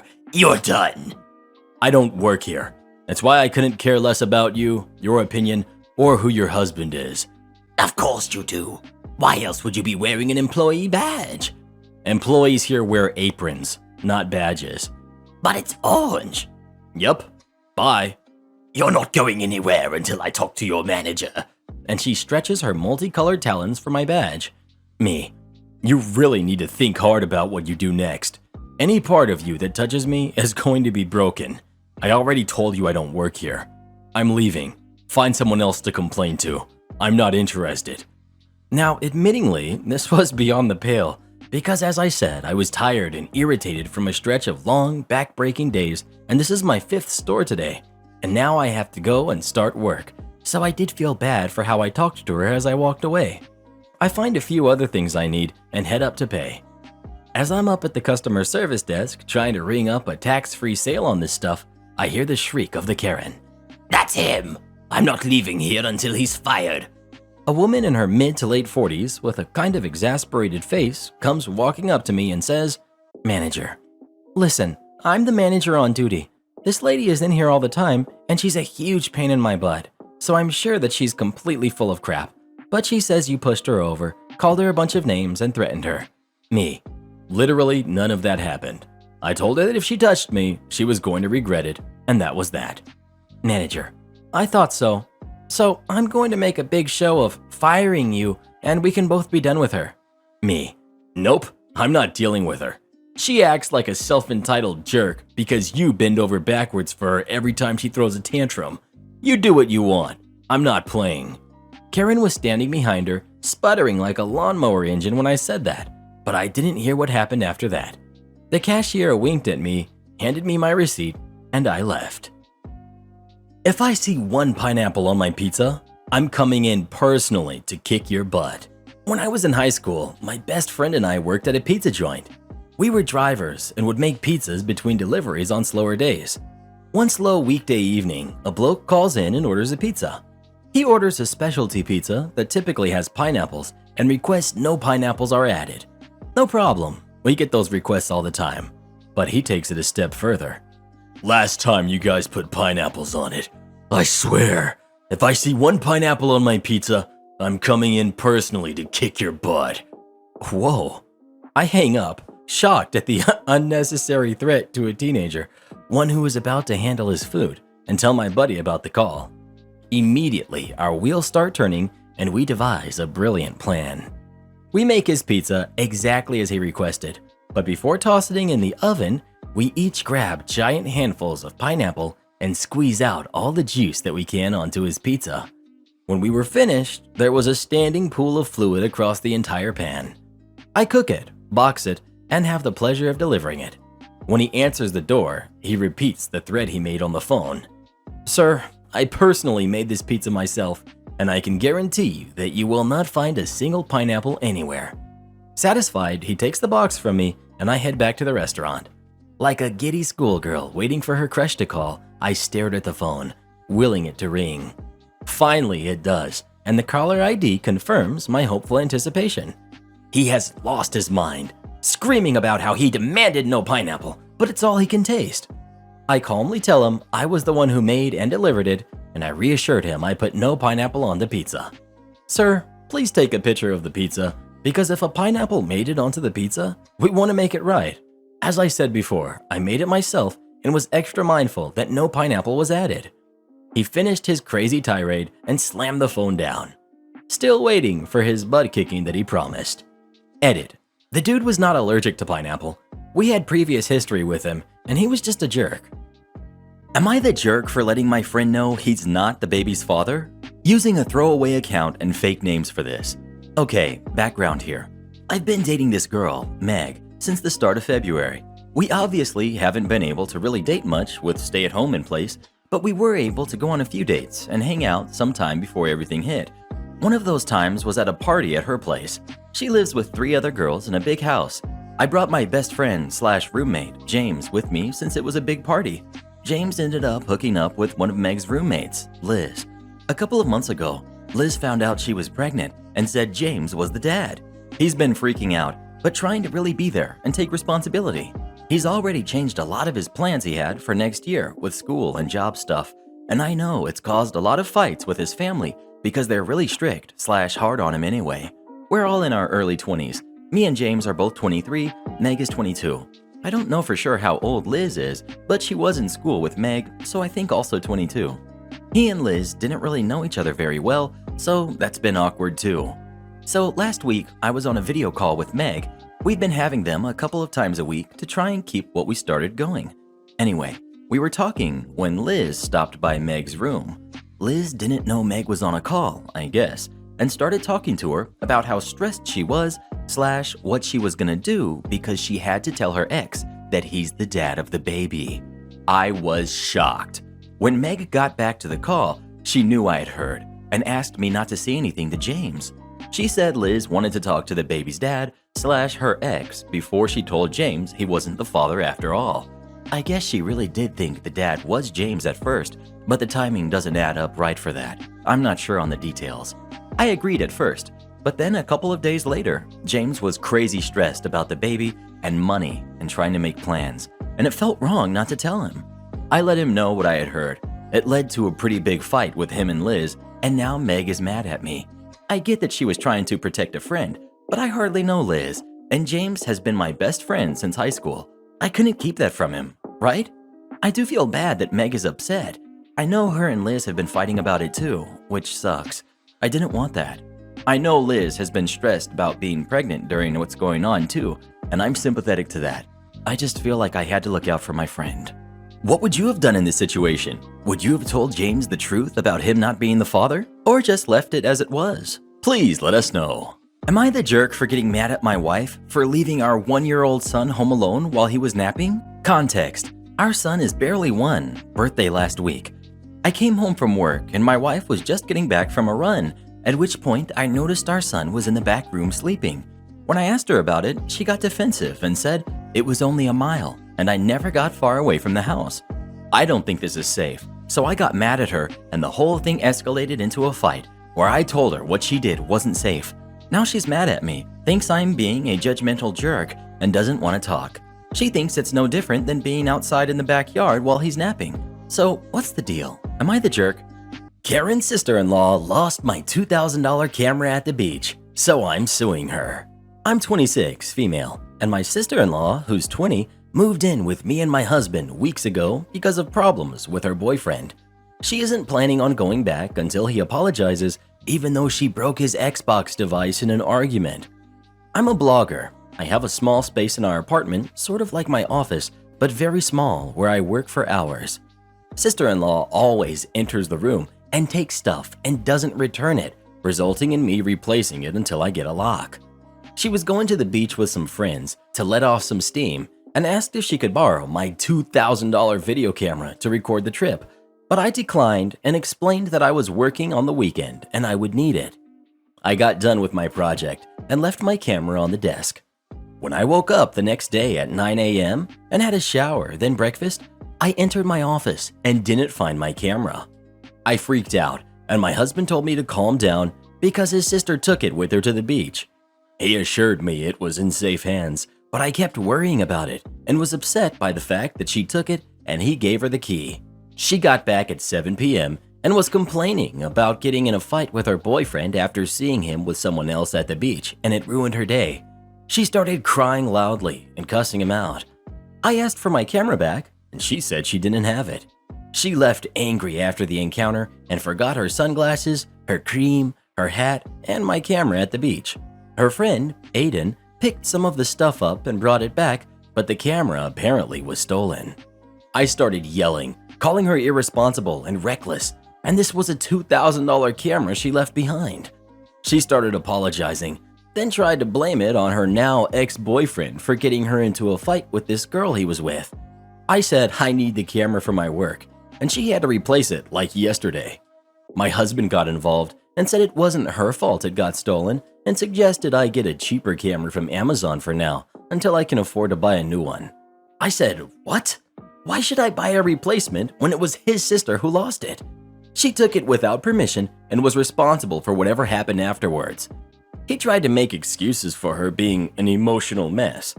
I said I have no problem suing her. He asked if I was serious, and I said yes, because I've worked hard to get this camera, and my work's always been known to be of high quality, so for him to suggest a cheap camera from Amazon was offensive. He said he was just trying to help fix the problem, but I said he was just helping his sister avoid responsibility. Both him and his sister aren't speaking to me anymore, so suddenly claiming they're giving me time to calm down, where in fact, they're cold shouldering me, making me feel guilty for saying that. I'm not sure if doing this will be morally the right thing to do since she's family, and as my husband says, am I the jerk? Edit. Someone here mentioned the possibility of her friend Aiden taking it, which is a possibility, but when I requested to speak to him about what happened, my sister-in-law said I was wrong to hint that he took the camera, even though I just wanted to ask him a few questions. She told me to leave him out of it since she trusts him with her stuff. You need to leave that guy. Let him and his sister rot together. Yowza, Karen. You need some milk? My 15-year-old niece keeps giving me a snobby attitude. It's going to be a very long 2 weeks. My niece is staying with me until September 18th because her parents left for their vacation yesterday. She flew in from San Diego yesterday morning, and it's been nothing but heck. I live in Colorado, by the way. She keeps nonstop complaining about how cold it is here, as if I have any control of the weather. When she first got to my house, she said, "Do I really have to stay in this?" before even entering. I live in a townhouse. She was upset there is no pool and was like, "Why don't you have a pool? I know you're poor, but everyone should have a pool."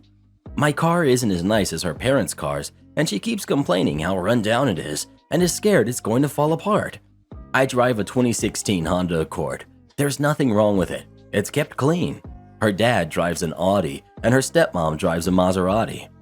She also keeps making videos around my house, laughing at all of my furniture, the way the house looks, my car, etc. She asked if I got my furniture at IKEA because it looks cheap, and she laughed. She's complaining because there's carpet throughout the house, and only poor people have that, and that the bathrooms have tile floors and not marble, and that she has to shower in a tub shower with a shower curtain. At her house, it's a stand-up shower with marble walls, and there's a glass door. I don't have stand-up showers. She's also mad that there's no sauna in the bathroom. She said straight to my face, "I can't believe I have to stay in this crappy place until my parents get back," and then walked outside and slammed the door and was texting someone, probably her dad. She's very close to him. As of today, my guest bedroom already has stuff out everywhere. The blankets I originally had on the bed, along with the pillows, got thrown into the hallway and replaced with the ones she brought. She has clothes all over the floor. She has a few dishes with half-eaten food sitting on the floor. I told her yesterday no eating or drinking upstairs. She's using the dresser as a vanity and left all of her makeup and used makeup wipes out everywhere. She said if I want the room clean, I can do it myself or hire a maid, then laughed and said, "Oh wait, I forgot. You're too poor for that." I ordered takeout last night from a local restaurant, and she made fun of the menu because the prices were cheap. $25 for a burger is cheap? And she got the $80 filet mignon dinner and threw most of it out because it tasted weird and she wasn't that hungry. Her dad sent me $650 to feed her and take her to do whatever, so that came from that money. Yesterday, we went to eat at Outback Steakhouse for lunch, and she refused to eat any of her food. She said it looked weird. She said her dad would never take her to a dump like this restaurant. Then she kept complaining she was hungry after we left, and I'm a terrible person for making her starve and wasting her time by making her sit there. We also went furniture shopping because her dad wants to buy her a new bedroom set for her 16th birthday next month, along with her trip to Hawaii. She's being very picky, and he wanted me to check out the prices of places around here, see if she likes anything, and get back to him on it. He said she has a budget of $8,000 total for her bedroom. She wants either these upholstered princess bed frames or these mirror bed frames, which are pricey. It's around $3,000 to $5,000 for the ones she likes, and that's just for the bed frame by itself. She also wants a vanity, a bench, a nightstand, a chandelier, and a dresser with it, and they all have to match the bed. I tried showing her cheaper options, and she screamed at me in the store, "I have no taste, and that it's her bedroom furniture. Stay out of it." She told me to go back to the car and wait because I'm annoying her. I was about ready to leave her there, honestly. She then wanted to go clothes shopping and knows her dad sent me money. I said, "You can get an outfit," meaning one. "You still need food from the grocery store." She was not happy about that and told me to stop being a cheap jerk with her dad's money. She was adamant about getting this one dress and a pair of heels that was $230. That's less money than she has to spend on groceries and other things. She knows this and still went with the purchase. She wanted me to buy food for her from Whole Foods and use some of my money if I run out of the money her dad gave me. I was going to buy her her own groceries because she's a very picky eater. I suggested a local grocery store because it's cheaper and she can get more food. She started yelling at me, calling me names, so we went home instead. She ignored me the rest of the car ride and was texting someone.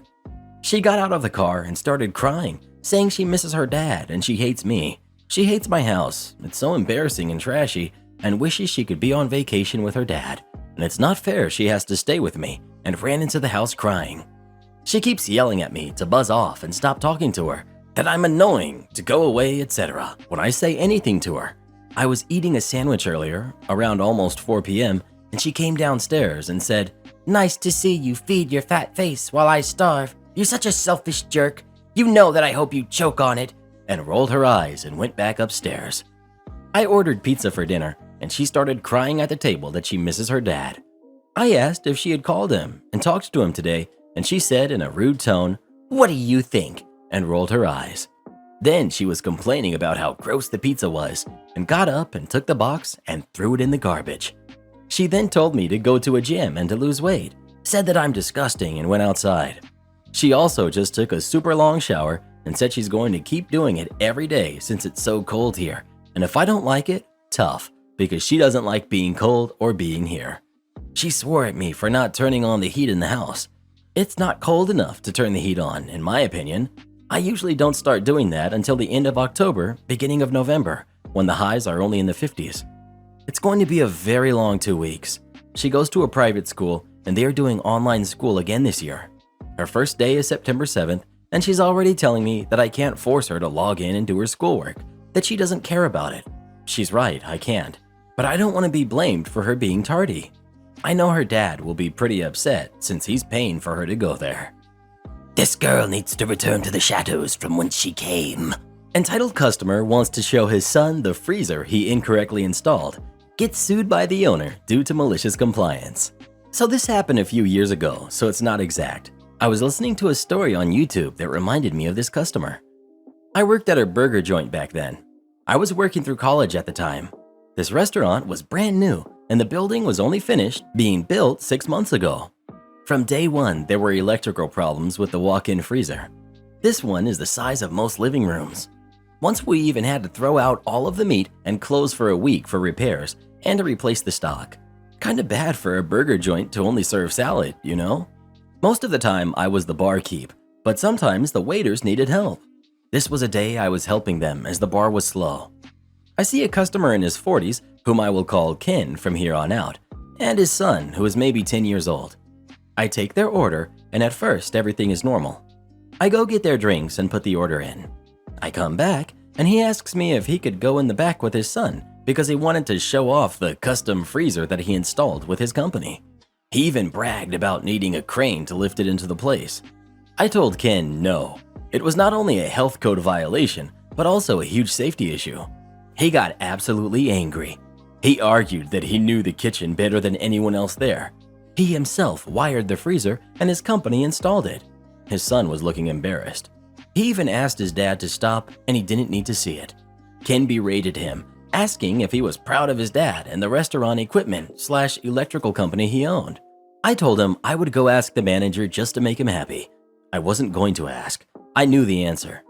I went to the back for about 2 minutes and ran a load of dishes for the dish guy while I waited on Ken and Son's food. The food came out, and I took it to them and told Ken the manager said no. Most people would be okay with that. He demanded to speak to the manager himself. Cue malicious compliance. Little did Ken know that I had overheard my manager, who also was the owner, saying he was going to sue the company that installed the freezer, but he was having trouble finding out who the owner was, so he could have the lawyer address the letter to him. My boss had lost thousands of dollars because of the freezer being incorrectly installed. It passed building and the initial health inspections because the wiring issue was not visible, and it held temperature on the inspection day. Oh, was boss happy when I told him the owner of that freezer installation company was right outside eating a burger. He and I walked out, and I introduced Ken as the owner of the company that installed the freezer. Manager puts on a big customer service smile, the kind that secretly says, "Forget you." He says he is so happy with the new restaurant, but he needed the owner's card in case there was an issue with the brand new freezer. Ken happily gives manager his personal card with his personal cell and email.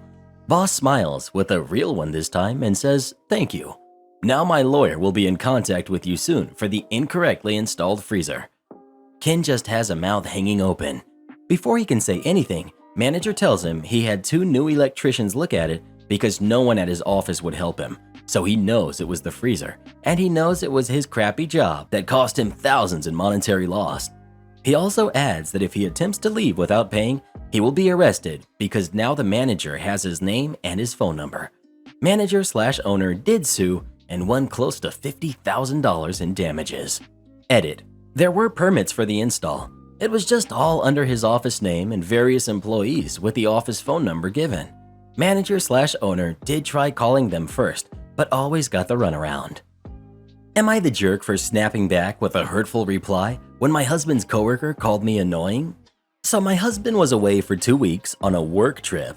It was more of a voluntary training thing really, so I picked him up at the train station when he returned. It was a 32-hour-long journey by train, and my husband can't sit up in a moving train for very long without feeling sick, so obviously I was worried, but I was also excited to see him. So when he stepped out of the train, I got all excited and gave him an energetic hug and started fussing over him. He also had a cough and a cold because of train AC. I also have an embarrassing nickname for him, which I like to slip out in public just to embarrass him because he looks cute when he's embarrassed. Now, it has to be noted that nobody else's significant other came to pick them up. One of his coworkers said, "Annoying crap like this is why I'm single," and some of them snickered. I hit him back with, "No, it's probably because nobody likes you." Everyone laughed. Now I have some excuses. We got married just before lockdown. We've been practically glued to each other since lockdown started. I lost my job, and we decided to not look for another one right now so I could work on my mental health a little. Plus, he rarely has to take trips like this.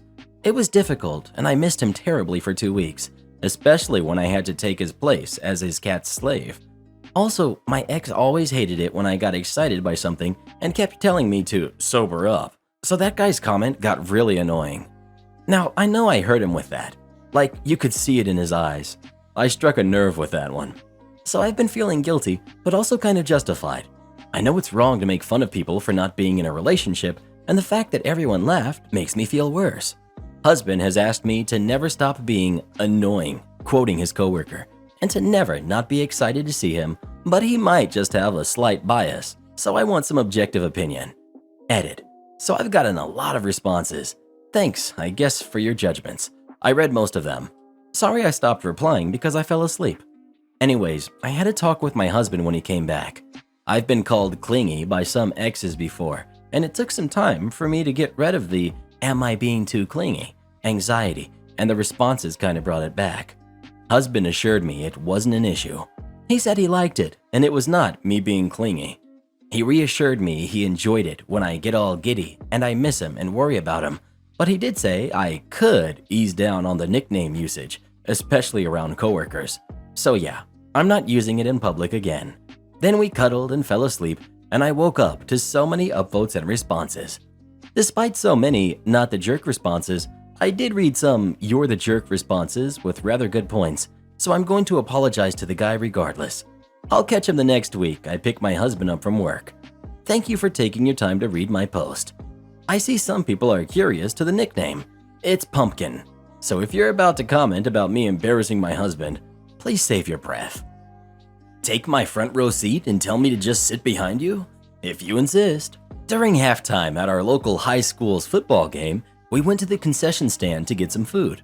Now, I didn't think it would be an issue because we were sitting with a group of people, but I laid my stuff out on the bleachers anyway. However, when we got back, we were met with a group of middle-aged people and a rather elderly lady sitting in our spot, and my stuff was tossed to the side. Now, usually I'm an extremely nice person, to the point that people are always yelling at me for being too nice and getting taken advantage of. But this week, I've had enough. I am sick of being taken advantage of and done dealing with people's bull. I stood there for a minute and said, this is our seat. You took our seat, and that's extremely rude. The leader of the middle-aged ladies, who we'll call Karen, snapped back. They said no one was sitting here. So sorry. But made absolutely no attempt at moving, to which my husband said, "Yeah, you really look sorry." Karen motioned behind her and said, "There's room back there." However, there was only one small section of bleacher directly behind her and between our entire group. I thought about it for a second and realized that arguing wasn't going to get us anywhere and would just make me look bad. So I smiled to my husband and said, "Okay, let's squeeze in here." It was like he could read my mind in that second, and we knew exactly what was about to happen. So my husband and I, along with our 4 kids, squeezed right up behind and beside Karen. As anyone with kids or anyone that has ever seen kids, you can probably see where this went. The kids were running on pure sugar, adrenaline, and school spirit after a long first week of school, and I made special sure the youngest, who is 6, sat right next to me, directly behind Karen and her large bleacher chair she had set up. Did I also mention that the reason we were sitting up front is because kids can't sit still? These kids like getting as close as possible to see the game, but also enjoy coming back to us to sit and talk for a bit. In any other situation, I would have made sure my kids were respectful and courteous of those around us. I would have put a stop to the screaming when our team scored, the jumping up and down, chanting with the cheerleaders, running between us and the fence, but not this night. I think it took Karen all of 5 minutes to realize her mistake. The cringing from the screams right behind her, the leaning from side to side when they were standing at the fence blocking her view, the 6-year-old happily swinging his feet back and forth, oblivious he was repeatedly kicking the back of her seat. Karen was getting audibly and visibly annoyed from it all and kept giving me dirty looks as if to say, "Control your kids," where I'd just shrug and look at my husband and say, "I tried to tell her." One by one, those in Karen's group started to leave, but Karen held on the longest and still only made it about half an hour before she decided she couldn't take it anymore and left. Now, I'm not a complete monster. I made sure my kids didn't bump or bother the elderly lady, and I even asked Karen to move her purse she had put behind her before it got stepped on, but even that was met with a scoff. Maybe next time, though, Karen will think twice before stealing seats from kids because she might get more than she bargained for by inviting us to squeeze in behind her. Subway malicious compliance costs franchise owners more than our $7 an hour minimum wage. About 15 years ago, I was in high school and started working at a new Subway in my town. This was right when the decor changed from an NYC Subway map to the vegetables and crap all over the walls. The owners were very adamant that we only got paid for our schedule and not for the actual time we worked. I didn't think much of it because I never really had a job before. It was after my first few shifts that I realized this was BS. I'd get paid for working 5 to 8, but I'd have to stay until almost 9 because the dinner rush was rough and prep needed to get done. After a few pay periods, we high school employees raised the question with the owners and told them our time slips didn't match our paychecks. They said, "We know that we only got paid for our schedule and not total hours worked." At the time, a buddy was dating a girl whose mom worked for a state DOL. He brought up the issue with his girlfriend's mom and got an investigation started. The problem with the state labor department is that investigations were announced ahead of time. They were notified that the state was interested in pay discrepancies and were going to review payroll and compare it to the time clock records. But those gears ground slowly. Before the hammer fell, we had a new policy quickly implemented that said we were only allowed to work the hours we were scheduled and not a minute more. Cool, glad that's in writing. Things went okay for the first few weeks, with only occasional managerial grumblings about having to work more now that we left at our time on the dot. Then our city hosted a travel baseball tournament at a park about a mile from our store. You can probably see where this is going. We get busloads of people in our little shopping complex and a line out the door when my shift ends at 1. Deuces, guys.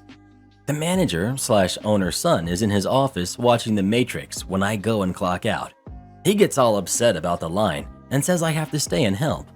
I asked if I'd get paid for the extra time. He said, "You only get paid for your scheduled time," and trailed off. He knew he was done for. He didn't have the ability to authorize more payroll expenses without also calling his management into question. Sorry.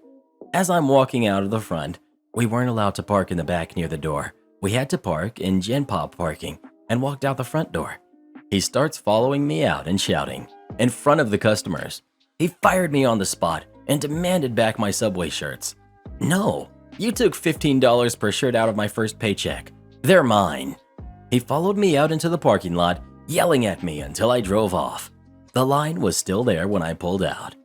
I found out later that afternoon that 2 other people quit after their shifts ended because the job was crap, the pay was crap, and the stress was boundless. The absentee owners eventually called each of us and asked us to come back. One of us did. I didn't. My other friend didn't either. I actually got a job at a different Subway that was a piece of cake compared to the job I got fired from. All of the employees eventually got their back pay after the Labor Department investigation dust settled. They settled with the state to pay everyone 300% of their missing wages and had to pay for annual audits for 5 years to ensure they weren't breaking the law again. It got so bad that Subway's parent company, Doctors Associates, sent a team down to get the owners into compliance with state and federal labor laws. All this because they didn't want to pay us our minimum wage for the extra half hour or so per day. The scammers are getting creative. Greetings from the Hotel Night Audit, fellow adventurers. Tonight, my constant delivery scammers tried something new, and I was almost impressed. As usual, I got the 1:30 a.m. phone call from a number with way too many digits speaking in Spanish. They always start this way. We move on to me telling them I don't speak Spanish and there's nobody here that does. After a few rounds of this, they usually just hang up. But tonight, they moved on to script number 2. Scammer. Well, that's okay. I actually speak English. I hang up. I know every word of their script by now. This isn't my first rodeo. I can't fathom why they keep trying my hotel. They should know me by now. Sometimes I keep them on the line and mess with them for a while, but I was in the middle of sending 150 pages of end-to-end month reports and didn't have time for patience. Immediately he calls back. I answer and see the same number. Me. Sir, I recognize this number. Just stop. I hang up again. 5 minutes later, the phone rings again. This time I see a number from somewhere in Massachusetts. Okay. Scammer number 2. Good evening. This is Mr. Hernandez. Me. Good morning, sir. How may I help you? Scammer 2. We've We? Who's we? received a report that you have been speaking very rudely to a guest on the phone. Miss, just because someone speaks a different language. Me. Let me stop you right there. That number is a known scammer. I deal with them weekly, and I know their entire script. I'm not being rude to any guests or potential guests. I'm being deliberately rude to the scammer. Scammer 2. Well, that explains everything. How is your night going? Really? He's going to keep trying? Me. It's going just fine, thank you. You do know who you're talking to, right? Me. I know you said your name is Mr. Hernandez. Other than that, no, you haven't given me any information. Right. Bill Hernandez, your general manager. Note, both of my managers are white women with no hint of an accent. My corporate office is in India, and nobody would ever be speaking with a Spanish accent. At this point, I just burst out laughing and say, Sir, you are definitely not my general manager. And I hang up again. Points for creativity. Many negative points for poor execution. Ah, I love my job. Am I the jerk for telling my roommate that her weak arm strength is not an excuse to leave dishes soaking for multiple days? I, 36, female, inherited a 3-bedroom house when I was in my early 20s. In the beginning, I mostly just rented out to friends and coworkers and have always charged well below the general going rate for apartments in my area. I charge enough to cover fees, upkeep, etc. In exchange, I have some odd rules that are in the rental agreement. Also, because I live in the house too, any pets have to get along with my cat. Never been an issue. Friends can come over, but overnight guests have to be approved. And that just means let me know how long they're staying ahead of time. And the big ones, the kitchen needs to be kept clean. Dishes don't sit out overnight. You clean your mess that day, barring emergencies or something. Basically, I never want to walk into my kitchen in the morning to make my coffee and find a mess. Jenny has been living here 6 months. She's the sister of one of my former tenants. But about 2 months ago, Jenny started getting into cooking more than she normally would. She started leaving dishes overnight to soak and would wake up early in the morning and give me a sheepish smile and say, "Oh, I just don't have the arm strength to clean these right after. They have to soak." I let her know once or twice was fine, but please don't make a habit out of it. Fast forward to about a week ago, she made a roast chicken and sides, left the dirty dishes all over the kitchen. She went to work the next morning, leaving everything to soak. Meanwhile, I had no space to make my breakfast and there was an overall unpleasant odor. When she got back, she went to her room to wash up and she was about to leave again for something, and I asked her when she was going to clean the kitchen. She just stood there awkwardly and said, well, I mean I have plans, so I was going to do it tomorrow. They have to soak. It's too hard." She gave me an exaggerated pout. I told her that they had already soaked and she needed to clean them. She started to clean them, but made a pitiful bunch of "oof" and noises as she heaved the dishes around and grunted really extravagantly, trying to get across that it was just so hard and everything was too heavy and stuck to the pan. I got tired of the theatrics and told her that her weak upper body strength isn't an excuse to be a slob and that she either commits to cleaning her dishes the night she dirties them, as agreed, or she can move out and go slob up someone else's house. She started crying and stormed off, leaving all the dishes. She sent me a text saying that she's afraid of me now and that she doesn't feel safe living there because my absolutely crazy rules. She started calling people on her social media about it and telling people that I'm a mean old jerk and that it's absolutely insane she's expected to clean her dishes that night and how I mocked her weakness. I've never had an issue like this before with a roommate/tenant, but it's honestly making me think it'll be my last one. Am I the jerk? Am I the jerk for telling my boyfriend that if he doesn't go to work, he's no longer using anything of mine, including my car and Wi-Fi? 28 female and 29 male. Been together for like 4 years, I think. I love this guy to death, but when I say he's lazy, that is seriously a huge understatement and doesn't even shed an ounce of light on the actual problem. He's also a gaming junkie, like the worst of their kind. For example, when a game is being released, he waits up until midnight to purchase the game, no matter how expensive, and will binge on it for weeks straight while hardly sleeping.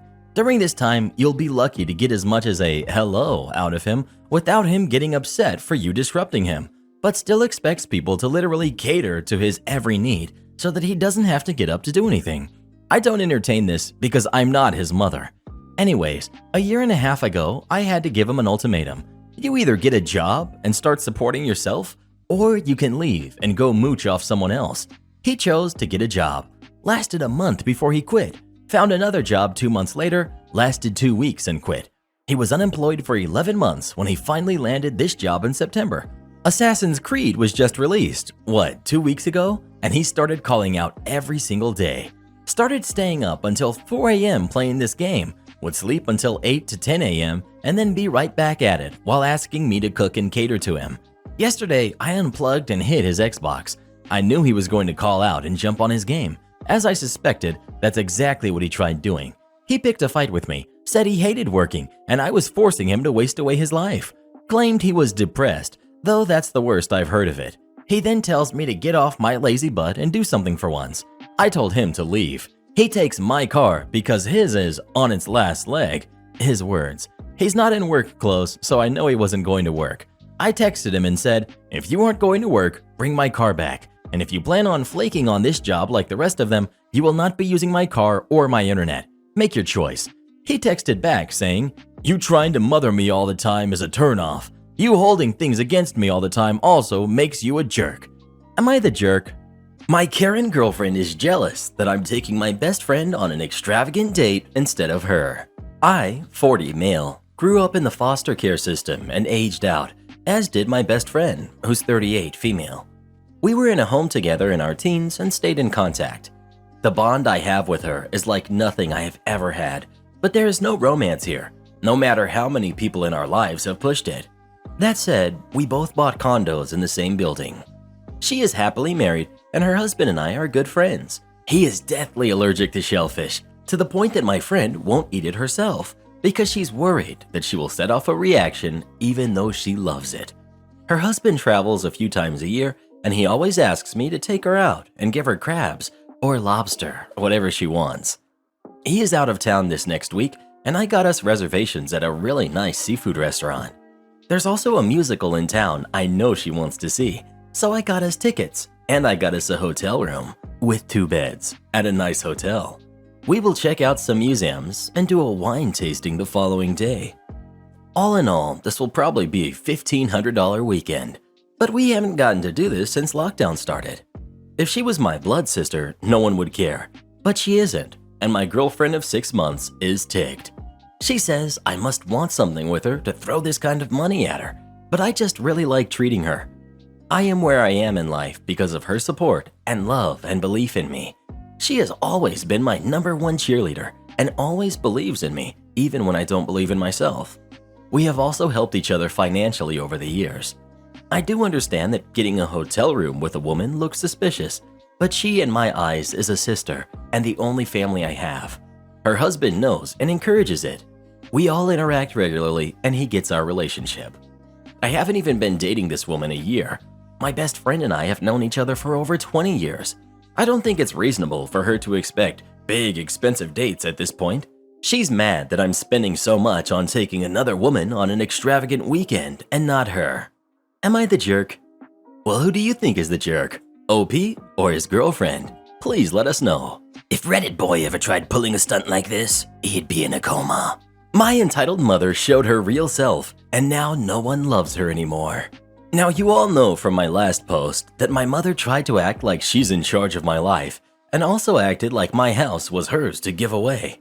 Well, that ended very badly for both her and my spoiled sister because I threatened to expose them. And that whole incident inspired me to get cameras for my house, inside and outside. My dad was old school. He didn't care for cameras at home.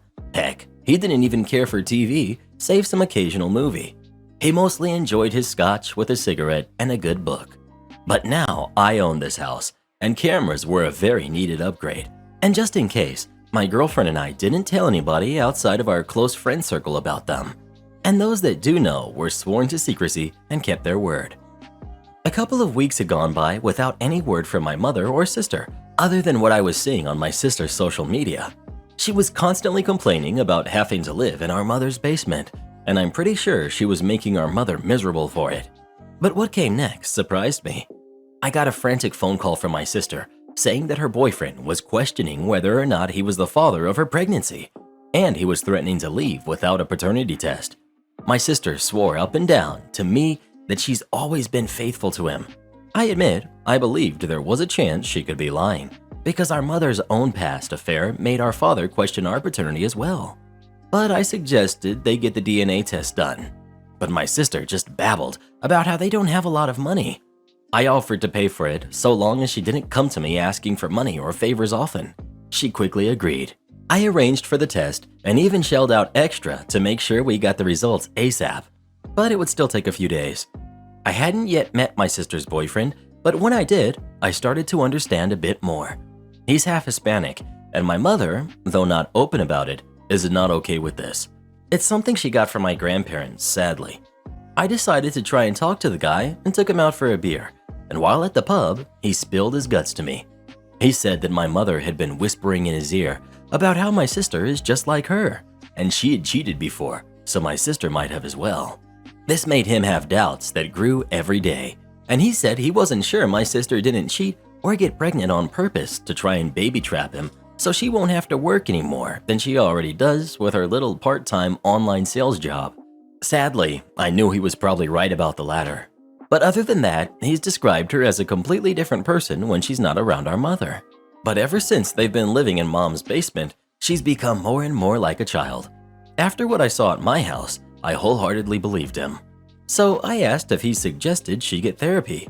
He admitted he's wanted to, but didn't have the money, and had been walking on eggshells around her and our mother for a while, so he never talked about it. Well, I guess that made some brotherly instincts I didn't know I still had kick in, because I started to realize if I was going to have a niece or a nephew, I couldn't let them live with or be raised by my mother. So I did the only thing I could think to do. I told him that if the DNA results came back positive, I'd offer him a job and training at the company I now own. He quickly agreed because he doesn't want to live with my mother any more than he has to. Well, the day of the DNA test results coming in the mail came pretty fast, but my sister called me saying they weren't in the mail she'd gotten that day. I asked who got the mail from the P.O. box, and she answered it was our mother. That pretty much confirmed my theory she was trying to force out my sister's boyfriend.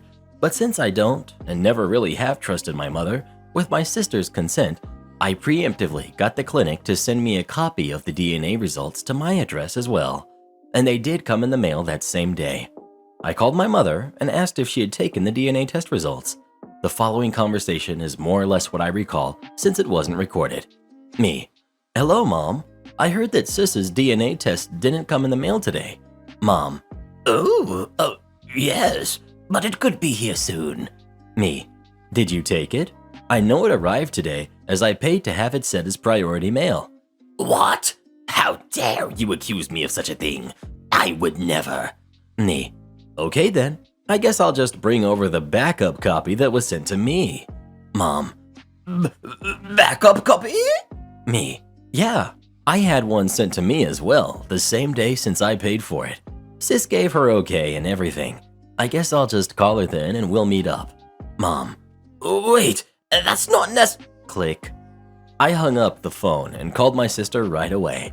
I picked up my sister and her boyfriend from my mother's house and drove to a local diner restaurant. And there we opened the envelope together. Sure enough, the test results were positive. My sister's boyfriend was so happy that he actually asked her if she would marry him, and she said yes, like a half dozen times. The little vindictive part of me was just waiting to see my mother's face when she got the news. But what happened next honestly shocked me. When I took my sister back home, her and boyfriend's stuff was in the process of being put out onto the lawn by a few men we didn't recognize. My sister froze with a look on her face I'd never seen before. Our mother came huffing outside in a rage while holding the DNA test results she claimed never arrived and began verbally losing it on my sister. How could you make a baby with him? I thought your dating him was just a stupid phase, but now you're gonna have a baby and marry him? I would have been sort of okay with having his little jerk around if you weren't raising it in my home and he wasn't around anymore. Sister. But mommy, No buts, young lady. I demand you not have that baby or leave my house at once. Then she turned to me while snapping her fingers and said, And you. I hope you're proud of yourself. I tried to make this family normal, but you wouldn't do as I say, like a good son should. And now all of my plans are ruined. You're all a bunch of blanks. Meanwhile, my sister was on her knees in the grass and holding her belly crying, I can't. My mother then actually grabbed her and was poised ready to take a swing at her. But one good glare from me and she froze in place and then rigidly lowered her arm. So she just let out a loud growl and stormed back into her house screaming, She's your problem now, Craggle. I no longer have any kids. That night, I put up my sister and her boyfriend in a hotel until a friend of my lawyer that works in real estate helped arrange an apartment for them ASAP. And like I promised, I gave my sister's boyfriend a job. He's new and pretty much starting at the bottom rung, but he's a quick learner.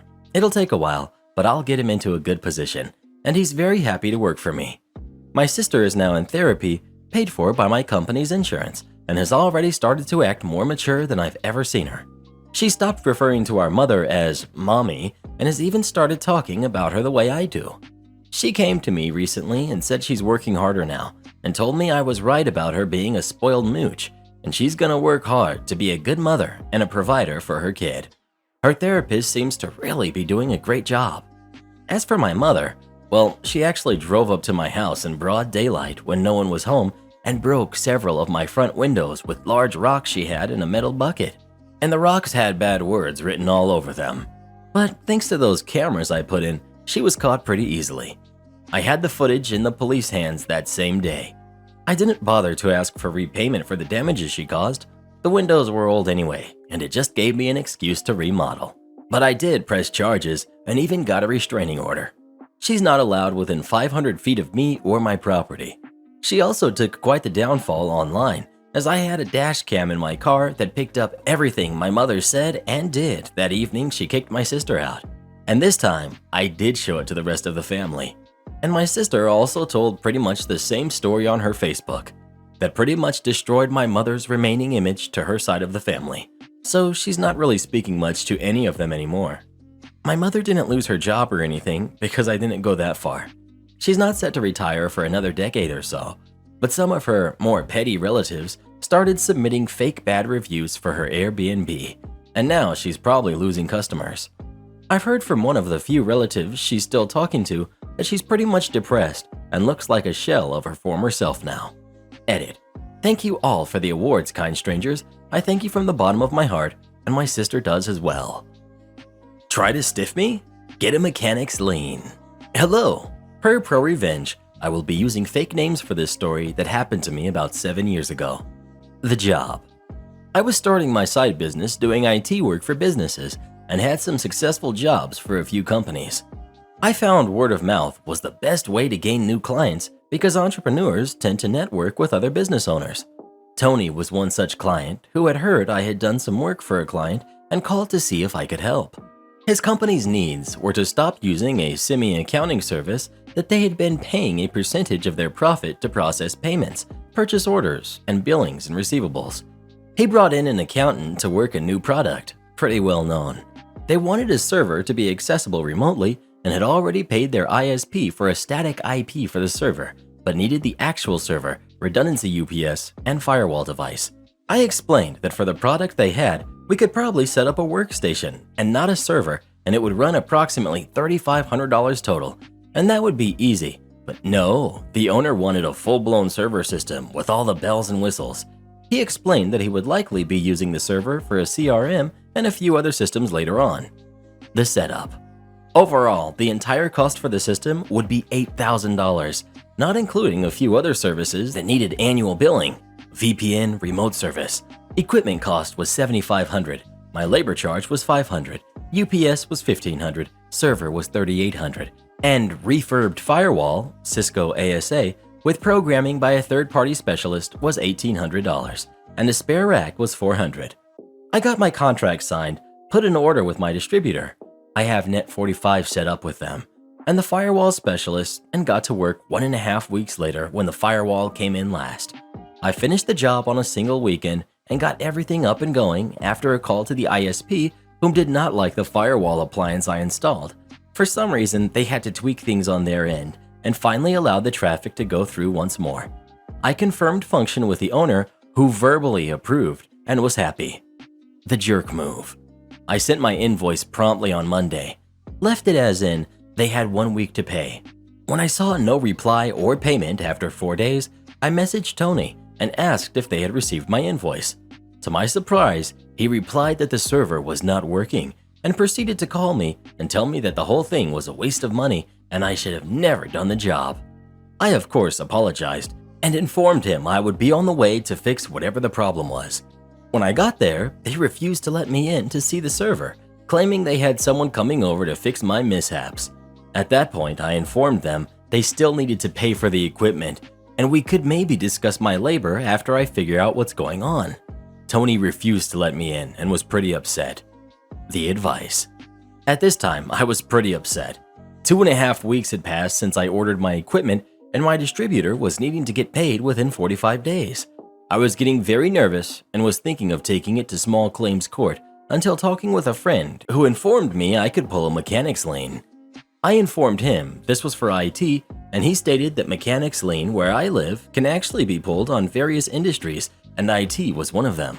So I started the process to fill out and file a mechanics lien on Tony's company. Much to my surprise, there was no court date. All I needed to do was provide considerable proof to clerks and later to the constable. The revenge.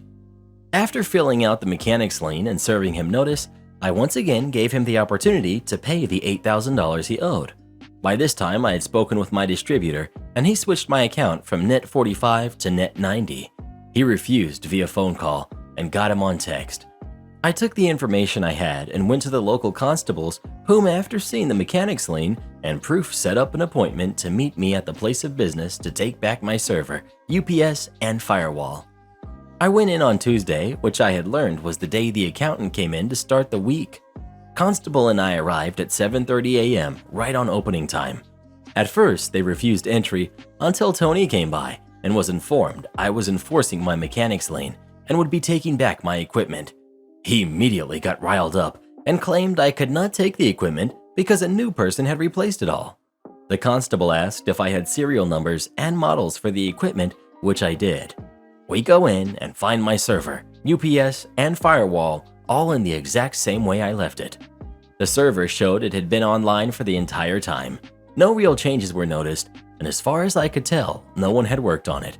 Tony began to chuckle when I shut the server down and says, How are you going to take this system when it's bolted to the ground? Bet you didn't think about that, you idiot. He did not realize that rack-mounted equipment is not permanently attached to the mount. I guess he thought he had me beat, because it was all one system that you cannot take apart and not something that was put together. His jaw dropped the moment I removed the server and loaded it into the cart after removing a couple of bolts.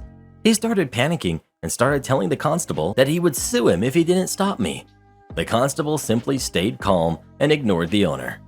I guess after a bit, he informed Tony that he needed to get out of his face and step back, but when Tony refused to back down, the constable undid his holster's safety harness and put his hand on his firearm. Tony's face was exquisite, full of fear and eventually a dawning sensation that this was going to happen one way or another. At first, I did not understand why he was so riled up and now had a panicked face like his world just collapsed until a bit later. I wrapped up my server, UPS, and firewall and left the rack. True to Tony's word, undoing the bolts proved difficult to impossible with the tools I had, so I told Tony he could keep it for the new server he tries to set up. It didn't take more than 2 hours before I got a call from him stating that he had talked to his attorney and he would be suing me for damages and I would be going to jail for trespassing. I informed him he did not pay for the equipment, his equipment was repoed, thus there was nothing to sue for. As far as trespassing, I was servicing a mechanic's lien with a law enforcement officer, thus it is not trespassing. He then starts hemming and hawing about how he needs to bill clients because he hasn't had revenue in a week, but his accountant can't do anything because she has no access to the accounting software and they have no copies. I informed him it was not my problem. I would not be giving access to the server nor data contained, and he should have paid for the equipment instead of trying to do me over for $8,000. He then offered to pay me if I could install the server back the same day, but only if I did it that same day. Otherwise, he'd find someone else. I informed him that our original contract was null and void.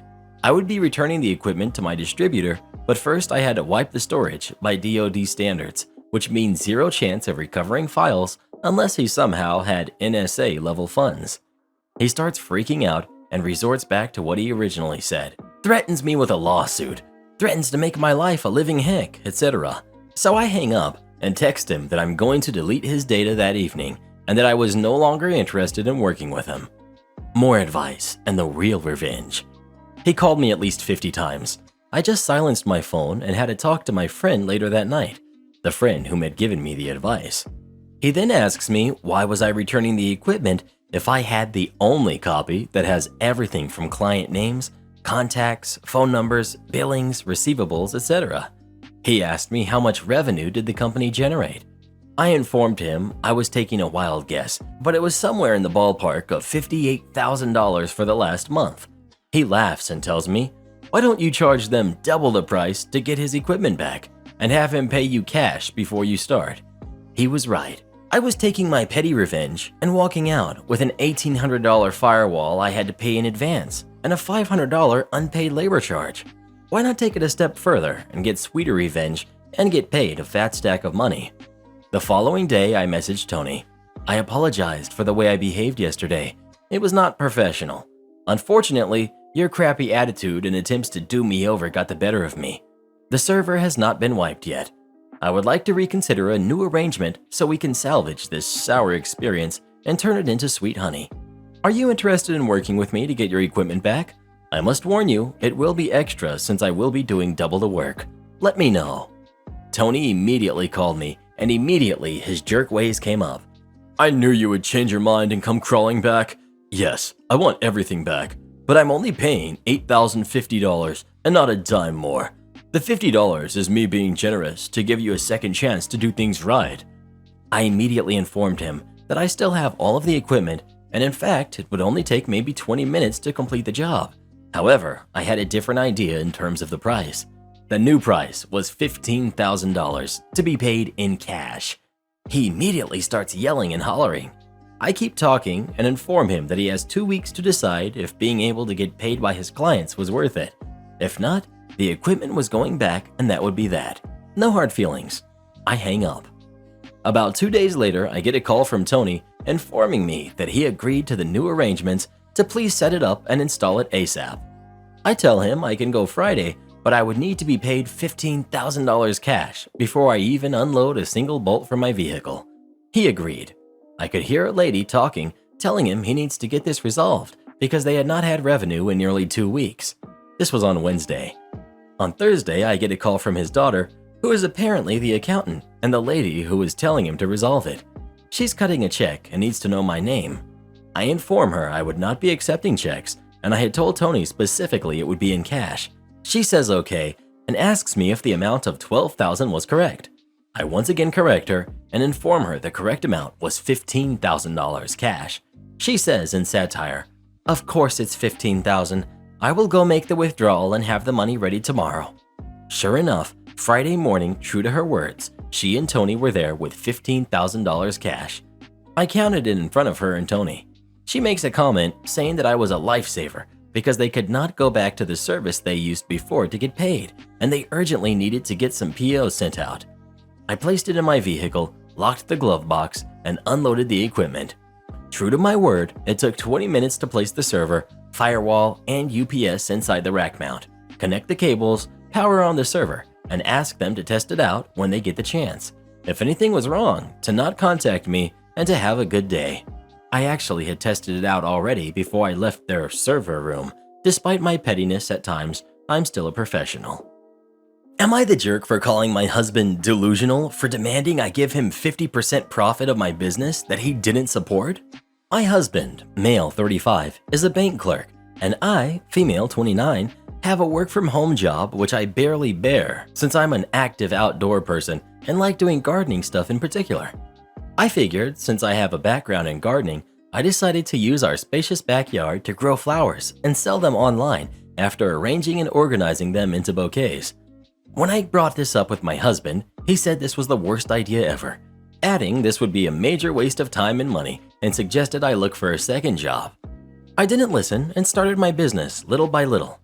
In a matter of 18 months, it started bringing decent money and I gained customers.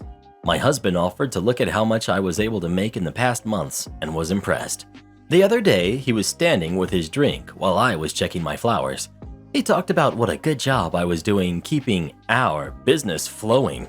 I corrected him about it being our business and reminded him how little faith he had in my potential to make decent money out of growing and selling cut flowers. He was like, Well, I didn't honestly think your little gardening hobby was going to get anywhere, but now that business is flourishing, I want my fair share of profit and won't settle for less than 50%. I was puzzled. I asked why he thought he should get any share of the profit, let alone 50%. His answer was that I was using his soil to grow my flowers on. I said this is our house and our soil, not just his since we're married and both our names are on the title. He was like, Actually, I owned this house long before you came along, so it's technically mine. I replied that he must be aware it'll be split in half in case of separation. He laughed and joked about how silly I was for hinting separation just because he was asking for something that he so richly deserves, which is 50% of the profit. I said no, and that he was delusional to ask, because even his soil alone doesn't magically grow my flowers. There's a lot of work to it, from picking, buying seeds, taking time, effort to care for them, collecting, trimming, and selling them, while all he does is sit back. I said it didn't matter to him when I started using his soil. Why now? He said it always matters when money is involved. We had an argument about it, and he apologized, but only for approaching the subject rudely, but he still wants 50%. He's been silent about it since, after stating that he already said what he needed to say and I needed to make the right decision. Am I the jerk? Edit. To clarify, my husband and I both have our own salaries. We contribute equally towards expenses. It's his idea since he had a divorce before. He still has things that he owns alone, which isn't bad since money has never been an issue. It's not like he needs money for an emergency or something, he just wants 50% of the profit going forward. Would I be the jerk if I tell my coworker her husband also has an apartment and is my neighbor? Hi, I'm in a bit of a sticky situation. I've never been good at navigating social situations, and this one has me really stumped. I'm 25, female. I just got my first full-time teaching job, and yesterday one of the other teachers invited us all over to her house for a small get-together. I live in an apartment building and was pretty shocked when she introduced me to her husband, and I realized that he was my next-door neighbor at my apartment building. We've never spoken before, we've only seen each other in passing, waved at each other, etc. When my coworker introduced us, it was really awkward. He's not at his apartment every day. He comes every few days, never with his wife or kids that I'm aware of. He has 2 toddlers and an elementary-age kid, and I've never heard them. I've definitely seen him go in with a younger woman. I'm not sure if his wife knows about the apartment or not. Rent is $2,000 a month plus utilities, but for all I know, he could pay it all through a business account, or she could know all about it. Would I be the jerk if I mentioned something to the wife? It seems so weird if I don't say anything. I'm not going to make assumptions as to what's going on. If I do say something, it would just be along the lines of, I've ran into your husband quite a few times in my apartment building. Does he have a separate home office? Which I don't think is the case, because their house is giant, and he clearly has an office in it. I know the apartment is his, as the mailbox has his last name on it. I've never seen anyone else going in or out of it other than him and the guests he's with. I'm extremely socially awkward. I have no idea what to do here. If I was in her shoes, I'd definitely want someone to tell me if I didn't know, but I'm not sure if that's the right thing to do or not. Thanks everyone. ETA. I haven't known her very long, but she's lovely. I can tell we're going to be hanging out a lot throughout the school year, and I'll probably become friends with her. Second edit. I have a piece of his junk mail that was accidentally delivered to my mailbox a few weeks ago. Should I give it to her? Would that make me the jerk? Third edit. Yes, he could have an identical twin with the same name and the same tattoos. It's not probable, but yeah, I guess it is possible. Fourth edit. I have no plans on meddling in anyone's marriage. If I tell her, it will be facts. Things that anyone walking in or out of my apartment building can see. If he wanted this to be a secret, he should have gotten an apartment in a different town. Also, telling her her husband has an apartment next to mine won't get me fired. Stop sending me those messages too. I'm worried about some of you in your workplaces. The beggar bride. I was friends with a girl who was soon to be a bride. We had been friends for years, and when she got engaged, I was so happy for her. Due to being big in crafts and my love for crafting with epoxy resin, I offered to handcraft her centerpieces for free as a wedding gift. But as she was organizing her wedding, I became aware of just how much of her wedding she wanted everyone else to pay for. It started where she said she couldn't afford the bouquets, so my mom offered to make them. Then she complained that she couldn't afford the shoes she wanted. We were close friends, so I put some money aside and I gave it to her for the shoes. Shortly afterwards, she bought a rabbit and hutch, so I quizzed her about it and it was totally dismissed by her. A few weeks later, she comes to me and says she can't afford something else for the wedding.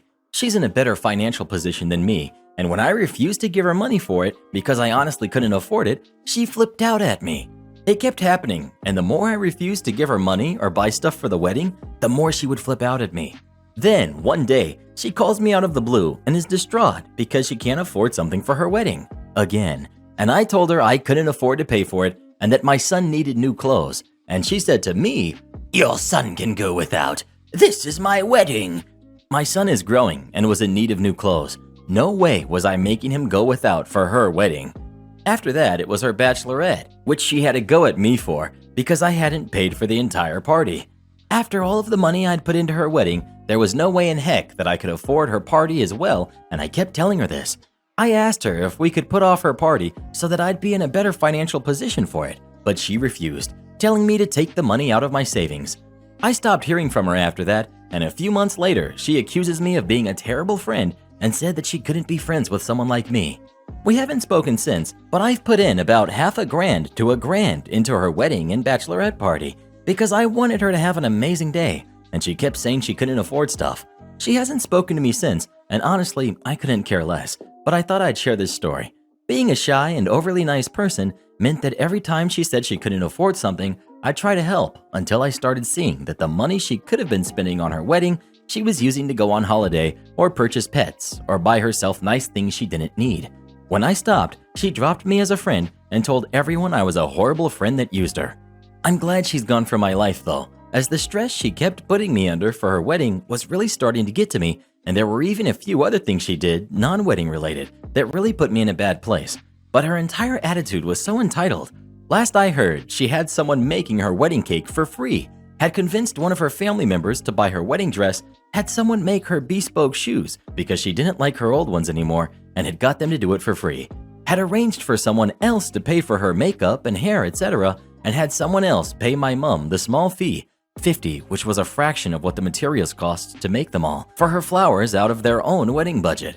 I've actually wondered what part of the wedding she's actually paying for by this point. Neighbor kept parking on my property, so I had him towed. Backstory. I'm a single mother of 2 teenage boys, and I live in a nice, quiet neighborhood at the end of a cul-de-sac. Every house on this street has a garage, and I'm the only one that has a single car and parks in my garage. Almost every house on this street is a family home with at least 3 cars, but most have more. Some will park in their driveway, and some will park on the street. It's never been a problem since everyone is considerate on how they park, and no one has ever had an issue with getting in and out of the street. In addition, I tend to keep to myself. I'm not antisocial, and I wave and say hello to my neighbors when I come and go from my home, but usually when I get home, I stay home. So I say all of this to give you an idea that I'm a homebody, and my neighbors pretty much know that when I get home, I stay home. About 6 months ago, the house to my right was sold to a larger family that consisted of dad, mom, and 3 teenagers. The day they started moving in, I made a point to go over to the edge of the property to wave and greet them in order to welcome them to the neighborhood. They were friendly, and I was happy to have such nice people to move in next door. Also note, the dad used their garage for storage and thus parked their 4 cars in the driveway. I didn't know it at the time, but their youngest son was just months away from his 16th birthday. Now that you have a little information, onto the story. The players. We've got me. We've got entitled neighbor dad. We've got the entitled neighbor son, and we've got the entitled neighbor mom, and we've got the poor nice police officer. Today is Monday afternoon, and this story began last Tuesday. Around 6 p.m. on Tuesday, I received a knock on the door, and it was neighbor dad. Following is our conversation. Neighbor dad. Good morning, how are you? Me, talking through the screen door. We're okay. I'm sorry I can't open the door, but my youngest came home from school with a sore throat today, and so I'm not sure what's going on with him. How are you, and how can I help? Neighbor dad. I'm sorry to hear that. I hope it isn't anything serious. We're okay. My son just turned 16 a few weeks ago, and I'm sure you saw the new truck we bought him. Me. Yes, I did. It's such a pretty truck and big. Does he like it? Yes, he does. It's what he wanted, so we got it for him. It is very big, and that's what I wanted to talk to you about. Let's take a brief pause here and understand that when I say this truck is very big, it is very big. It's an F-350. I personally think it's too much of a vehicle for a kid learning to drive, but it's not my money, so to each their own. Me. I don't understand. Neighbor dad. We've been having complaints from some of the other neighbors that his truck is so big that they can't get around it when they are driving through, and we're afraid that it might get sideswiped if he continues to park it in the street. Me. Yeah, I've had some intense moments trying to get around it myself, but I'm sure he will get better at parking as he gets more experienced. I'm not sure what this has to do with me. I haven't complained. Oh, I know you haven't complained, which is why I was going to ask if he could use your driveway to park, since you don't use it. Me, very stunned at this.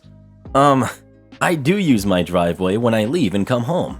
I can't get to my garage without using my driveway.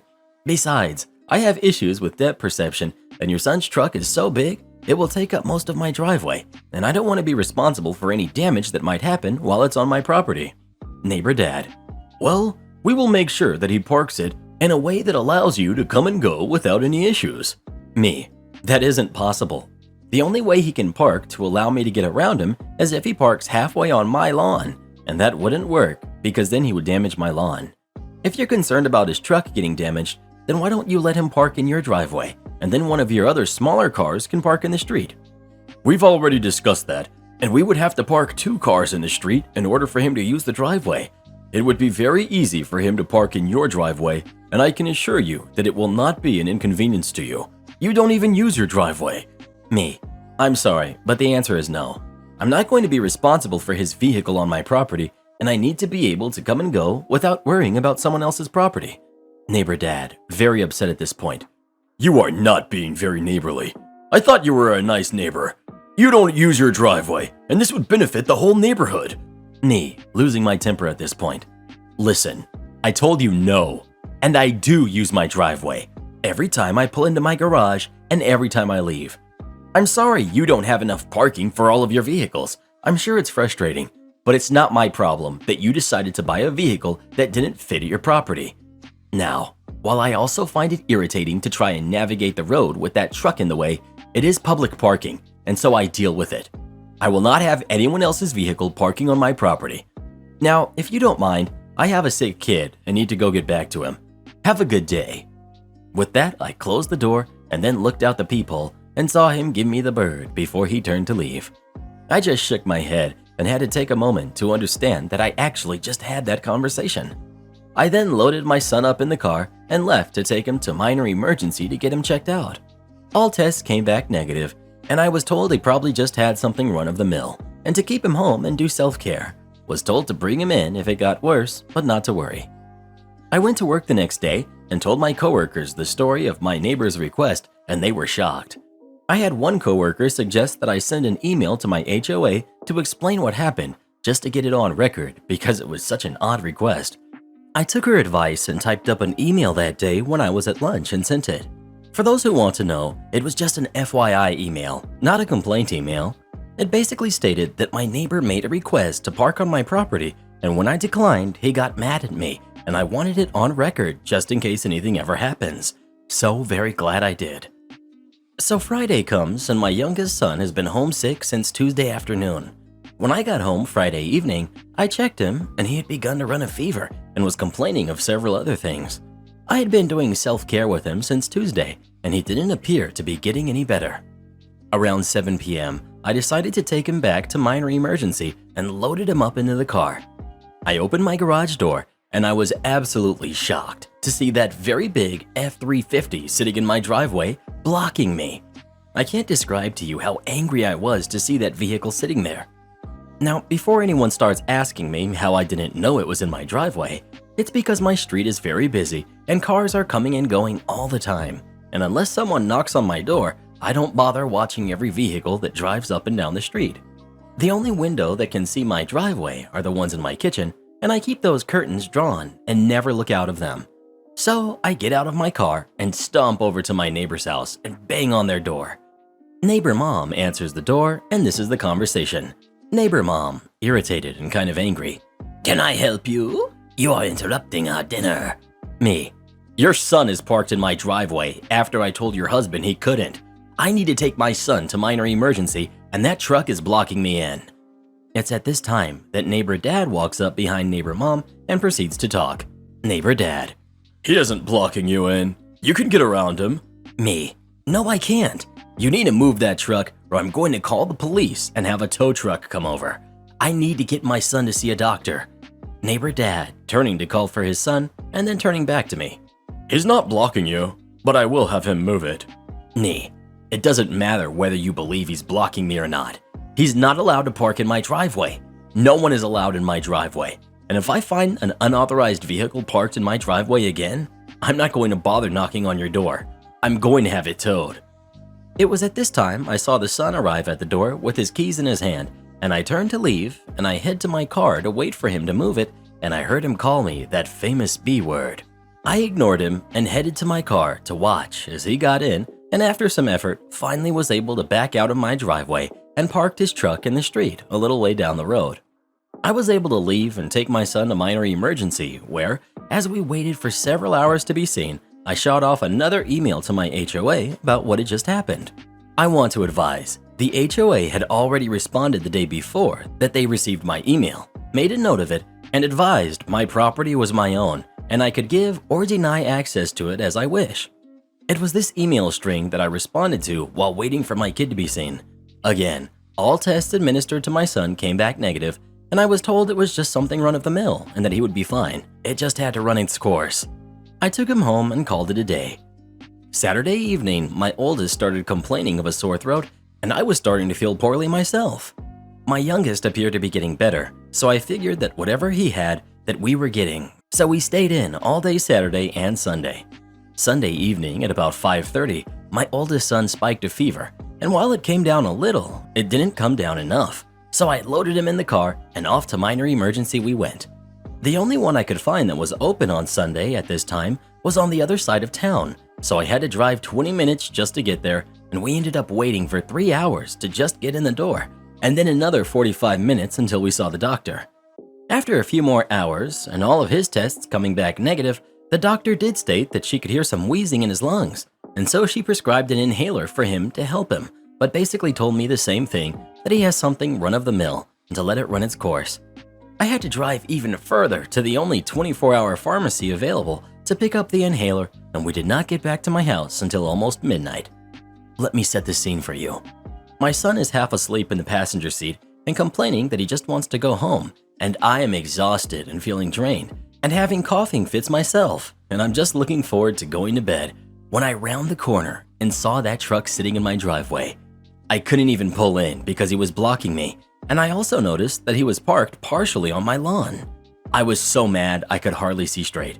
I Googled and found a 24-hour tow truck service and explained that I had an unauthorized vehicle on my property that I needed towed. The woman said it would be about 30 minutes before they could get a truck there, and I said that was fine. In the meantime, I walked my kid to the house and put him to bed, and then quickly went outside and took a picture from the street to show how much of the driveway he was taking and that he was also parked on my lawn. I couldn't understand why they would park in my driveway again after I had told him no, and the only thing I could come up with is that since there had been no activity at my house for hours, that my neighbors probably assumed I was in for the night and wouldn't notice the truck in my driveway. This is pure speculation, but it's normal for me to be in for the night, especially after 6 p.m. I don't know if they missed me leaving or just saw me leave, but figured I was home. But it really doesn't matter because I told them they couldn't park in my property. It was about 12:30 a.m. when the tow truck arrived, and I half expected my neighbors to come running. But there wasn't any activity from them, and the driver left with the truck without incident. I went in, shot off another email to my HOA, along with pictures and an explanation that I had towed the vehicle, and then went to bed. At 6 a.m. this morning, I woke up to someone banging loudly and rapidly on my door. I didn't have to look, I knew who it was. I grabbed my phone, hit the video record button. Before I opened the door, I looked through the peephole and saw a neighbor dad and his son at my door. I opened the door, and the following is the conversation.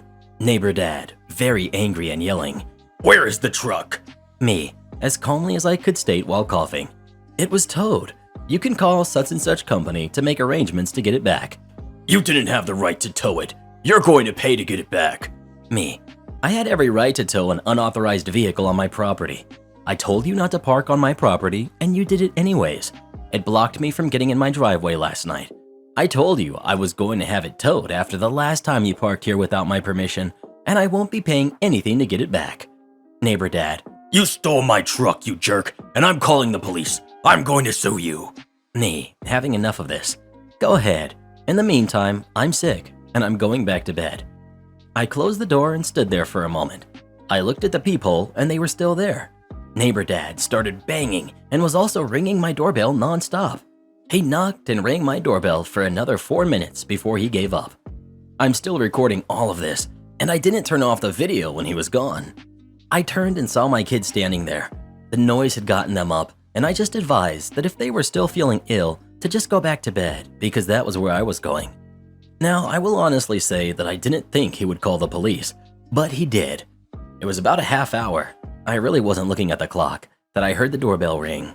I got up and looked through the peephole, and a police officer was there. I opened the door and had the following conversation. Nice police officer. Good morning, ma'am. Sorry to bother you, but we had a report from your neighbor. He's stating that you stole his son's truck by having it towed from the street, and we need to talk to you about this issue. Me. Good morning, officer. My neighbor is only telling you half the story.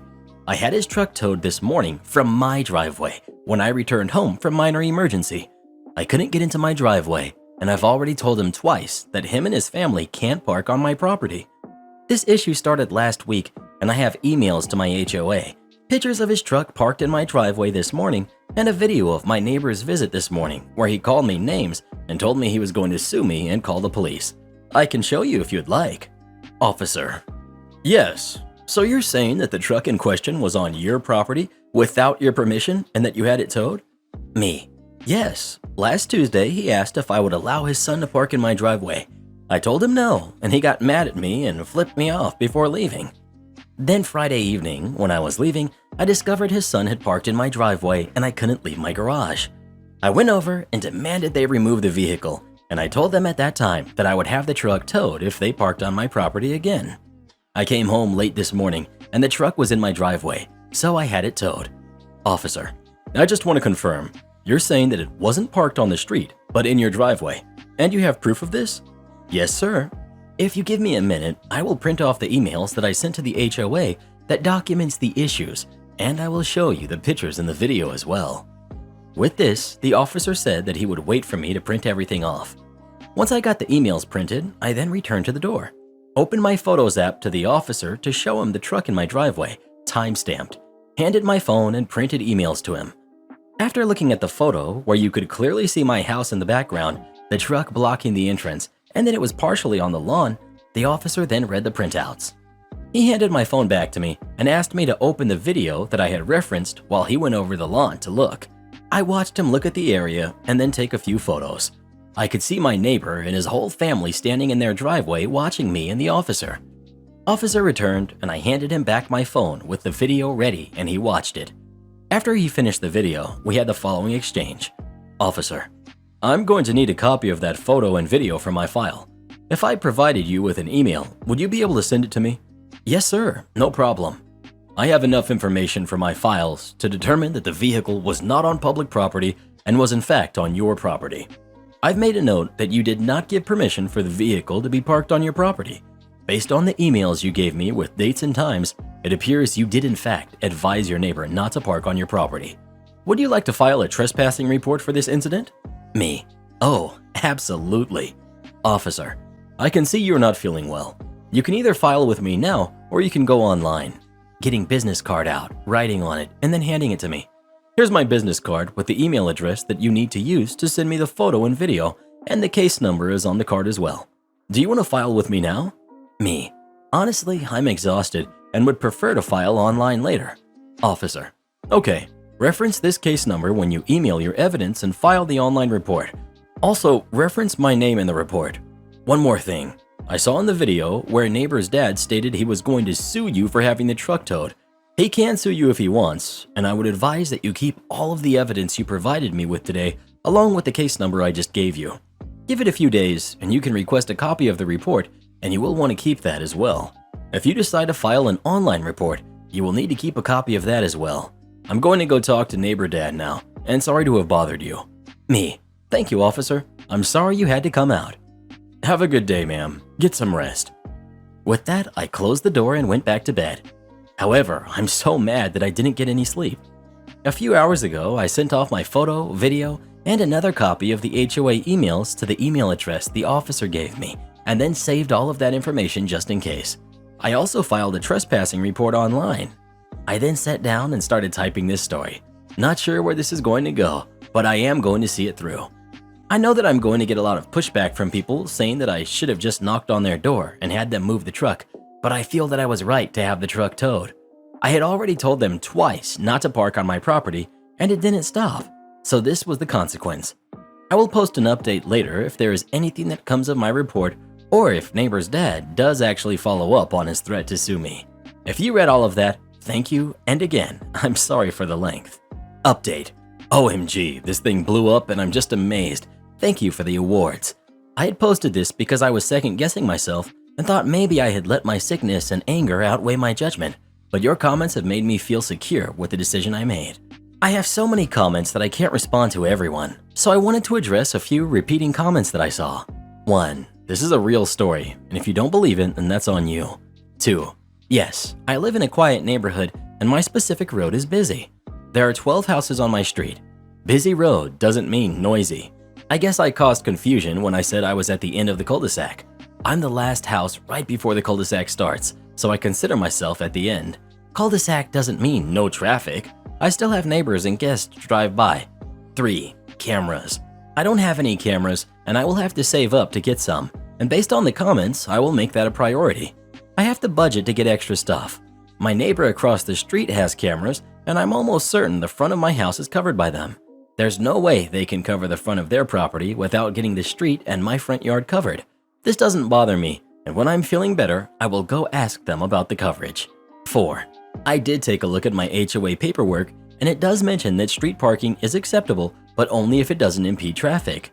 I'm assuming that since some of the neighbors made a complaint about the truck, that the HOA must have said something to him, which is why he was trying to use my driveway. This is purely an assumption. 5. For those telling me I should have damaged the truck in some way, I just can't do that. Was it wrong for them to park on my property? Yes, but that doesn't mean I have to be like them. I'm satisfied with just towing the truck and the report I filed. If things don't escalate, then I will call it a win. If they do, then I will certainly respond. Don't misunderstand me, I'm not a pushover. I will not start anything or escalate anything unnecessarily. But if they escalate, I will stand my ground. 6. Yes, myself and my oldest are still sick, but getting better every day. My youngest was able to return to school this morning. Entitled mom tried to have me sent to military school. It blew up in her face. After the last time I stood up to my mother, she seemed to get more wary of how she treated me. So I just continued with my usual routine of school and odd jobs. My 15th birthday was right around the corner, and my dad presented me with an engine kit for my bike to help me get around town in. He said I was better off saving for a car than a scooter, and this would do in the meantime. I ended up agreeing with his logic and kept saving for a car. A few days later though, I found a pamphlet for a military school while sweeping grass off the back patio and mowing the lawn. It was on the ground and under a chair near where my mom liked to sit and drink wine. I had a bad feeling she was cooking up some kind of crazy scheme, so I waited until my dad got home to show him what I'd found. He was pretty mad, but didn't jump to conclusions. So he went to see my mom with the pamphlet and asked her about it. Dad, honey, what's this? Mom goes white at the sight of the pamphlet. It's nothing. I've never seen it before. Dad, really? Because if you were planning on trying to send Craggle to military school, you know I wouldn't allow it. That's when Mom broke her facade and yelled, He needs to learn some discipline. He locks his door all the time, and I can't even spank him anymore because he's too big. This is the only way I have left to punish him for being a disobedient brat. Dad, Craggle did nothing wrong when he stood up to you because of your stupid favoritism. If anything, our daughter is the brat because of you and the way you spoil her and let her get away with stealing from her brother. And as far as I'm concerned, this discussion about sending Craggle to military school is over. And if you try to send him, then so help me, I'll bring the hammer down on you any way I can. Mom.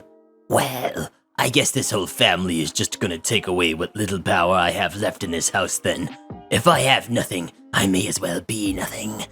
Dad, you and I both know you'd rather keel over than be nothing. Stop being so dramatic that Craggle is growing up and is his own man now with his own money. Mom then stormed out of the room. The next morning before school, I saw her furiously trying to stuff something into the kitchen trash bin. I waited for her to leave for work and dug out whatever she was trying to hide. It was an application for the military school filled out entirely in her handwriting. It required the signature of both parents or legal guardians on it, and there were 2 signatures on the paper. I recognized Mom's, but the other looked like a pitiful attempt at trying to replicate Dad's. He prided himself on his smooth and complex signature, and there's no way my mom could copy it without looking like a fraud. I guess she realized that after she was confronted and gave up on trying to send me away. I kept the papers and showed them to my dad later. He was mad, but figured she had done that already and let it go. But he filed the papers in his office just in case. A few more months later, it got out that my mother was having an affair with an old ex-boyfriend of hers from high school. That was the last straw for my dad, and he filed for divorce, and I went to live with him months later after he bought another house. He sped up the divorce pretty quickly by pulling out the military school papers that my mom had forged his signature on. And it wasn't just that. He also had evidence she forged his signature on at least 1 credit card application, and one other thing that I don't recall. That made Mom fear being arrested for fraud, and they went through court pretty fast because she agreed to most of his terms.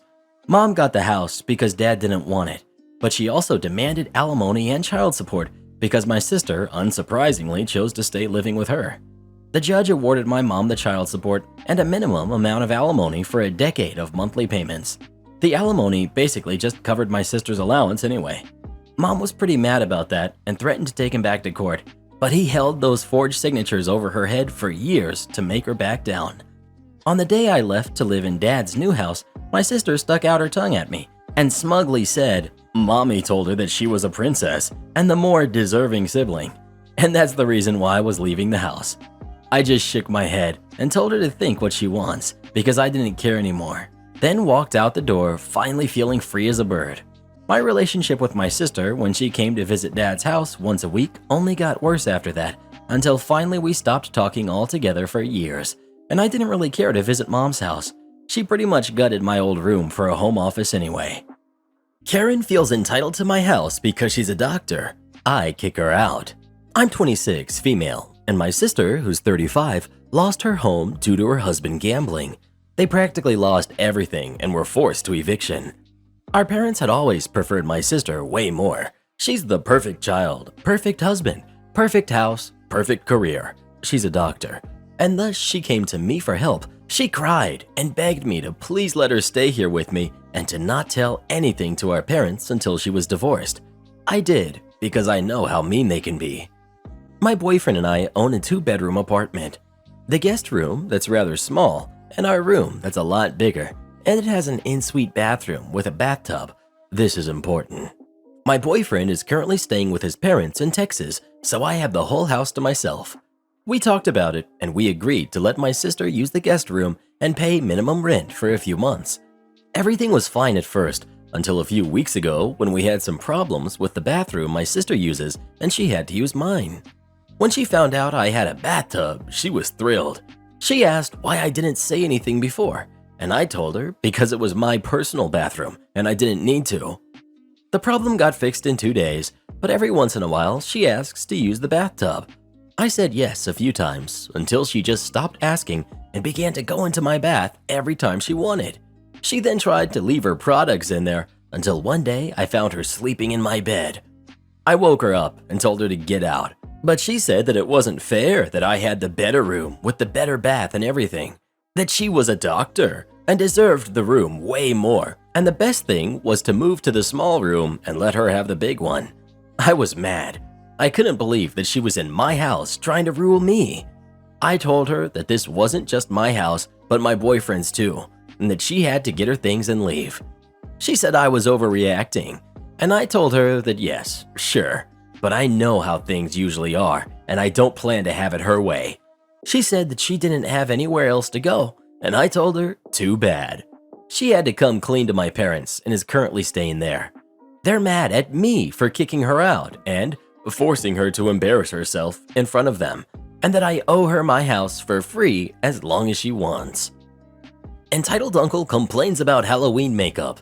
Dad kicks him out. Backstory.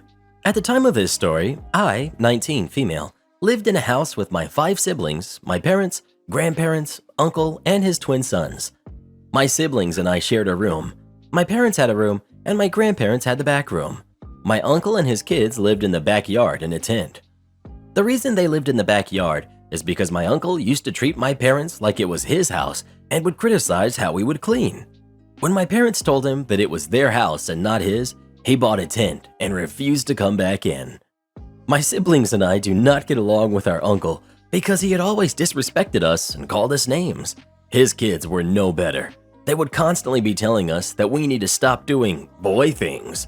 My siblings and I would also have to keep all of our valuables close because our cousins were known thieves. At this time, I had been experimenting with special effects makeup and liquid latex. This story takes place 3 days before Halloween and on Halloween. Characters. We've got me. We've got my 4 siblings. We've got cousin 1, cousin 2. We've got Uncle G and Dad. Story time. I had just started working on a makeup look in my bedroom when cousin 1 walked in on his phone looking around. I ignored him and hoped he'd walk away and just leave me alone without any confrontation. Of course, that was too much to ask. After hanging up the phone, he walked up to me and just stared. Cousin 1. OP, no boy will ever want you if you keep wearing makeup and dressing like that. I just nodded without looking up from my mirror. I know he hated when he couldn't get a rise out of me, but I didn't want to give him that satisfaction. Cousin 1. OP, I'm talking to you. I'll tell your dad that you're being rude to me and you'll get in trouble. See, I knew he was lying. He wasn't supposed to be in my room when nobody was home. If my dad knew that he was in the room, the boys and my uncle would be locked out of the house. He then started to tap my mirror while I was doing my contour. At this point, I was getting really angry and irritated. I decided to finally answer him. What do you want? Quit ignoring me. No man wants a girl so obsessed with her makeup. You need to get rid of it. He walked up to my desk and started grabbing my stuff. I don't use most because they were colors I didn't like to use. But then he grabbed all of my eyeliners, so I got up and grabbed the makeup out of his hands and put it back where it belonged. No, I don't think so. Leave my stuff alone. Get out of my room. I wear makeup because I like it. You're ugly with or without it anyway. No one will ever like you. You don't even have talent. Your makeup looks horrible. He hissed out with a smile. With that, I felt my ears get hot and I pushed him out of the room. If I had a door, I would have slammed it. I'll admit, I may have pushed him a little bit rougher than I meant to, but I was angry. I always got comments about my makeup because I have a more alternative style and I like bold colors. I told my sisters about everything that happened and they just told me that he was a jerk and they all loved my makeup. They also had asked me if I was still willing to do their makeup for their Halloween costumes. Of course, I said yes. Halloween arrived and I began doing the girls' makeup while my cousins sat and watched. 2 of them asked for lots of liquid latex and fake blood. Seeing as they were doing zombies, it was perfect. Of course they'd want to be something that a boy should be. I bet that's why you cut your hair, commented cousin 2, making cousin 1 laugh out loud and my sisters look sad. I saw my sisters start to pick at the liquid latex and they were trying to get it off. Me. Hey girls, don't forget that y'all are gonna be the scariest looking zombies ever. Y'all better act like it. Tell you what, you can take 2 of my black shirts and tear them up for your costume. Sound good? When I mentioned my black t-shirts, they got really happy and ran to my closet. I turned my head immediately towards my cousins and just snapped. You guys have no business talking to my sisters like that. Do it again, and I'm going to kick your butt. Before they could say anything, my sisters ran back in with some shirts and scissors. While they were tearing up the shirts, I started on my youngest sibling, who asked me to make her a rainbow skeleton. The cousins were silent while I did her face. Hopefully, they'd be silent throughout the rest of the faces. The last sibling asked me to do a Guy F mask. She had always loved V for Vendetta, so we decided to watch the movie while I did her face. I kept looking at my cousins and only catch their evil eyes. As I was finishing the last one, cousin 1 comes up to the seat and sits down on the chair I used for the girls. I looked at him just sitting in the chair and started packing my stuff up. He looked confused and tried to grab at my arm. What are you doing? Make me look like Darth Maul. He sounded angry. Cousin 1, why should I do your face? You didn't even ask me to do your face. I continued packing and was walking away. Just do it. You have all that stuff out. He sounded like a little kid that couldn't have another cookie. My cousins both came up to me and they began to berate me about how I'm such a jerk and I should just do it anyways because I'd be getting experience. We shouldn't even have to ask you. You should just do it.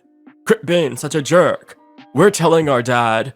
They finally just walked away and I went into the bathroom to make myself look like Ursula from The Little Mermaid.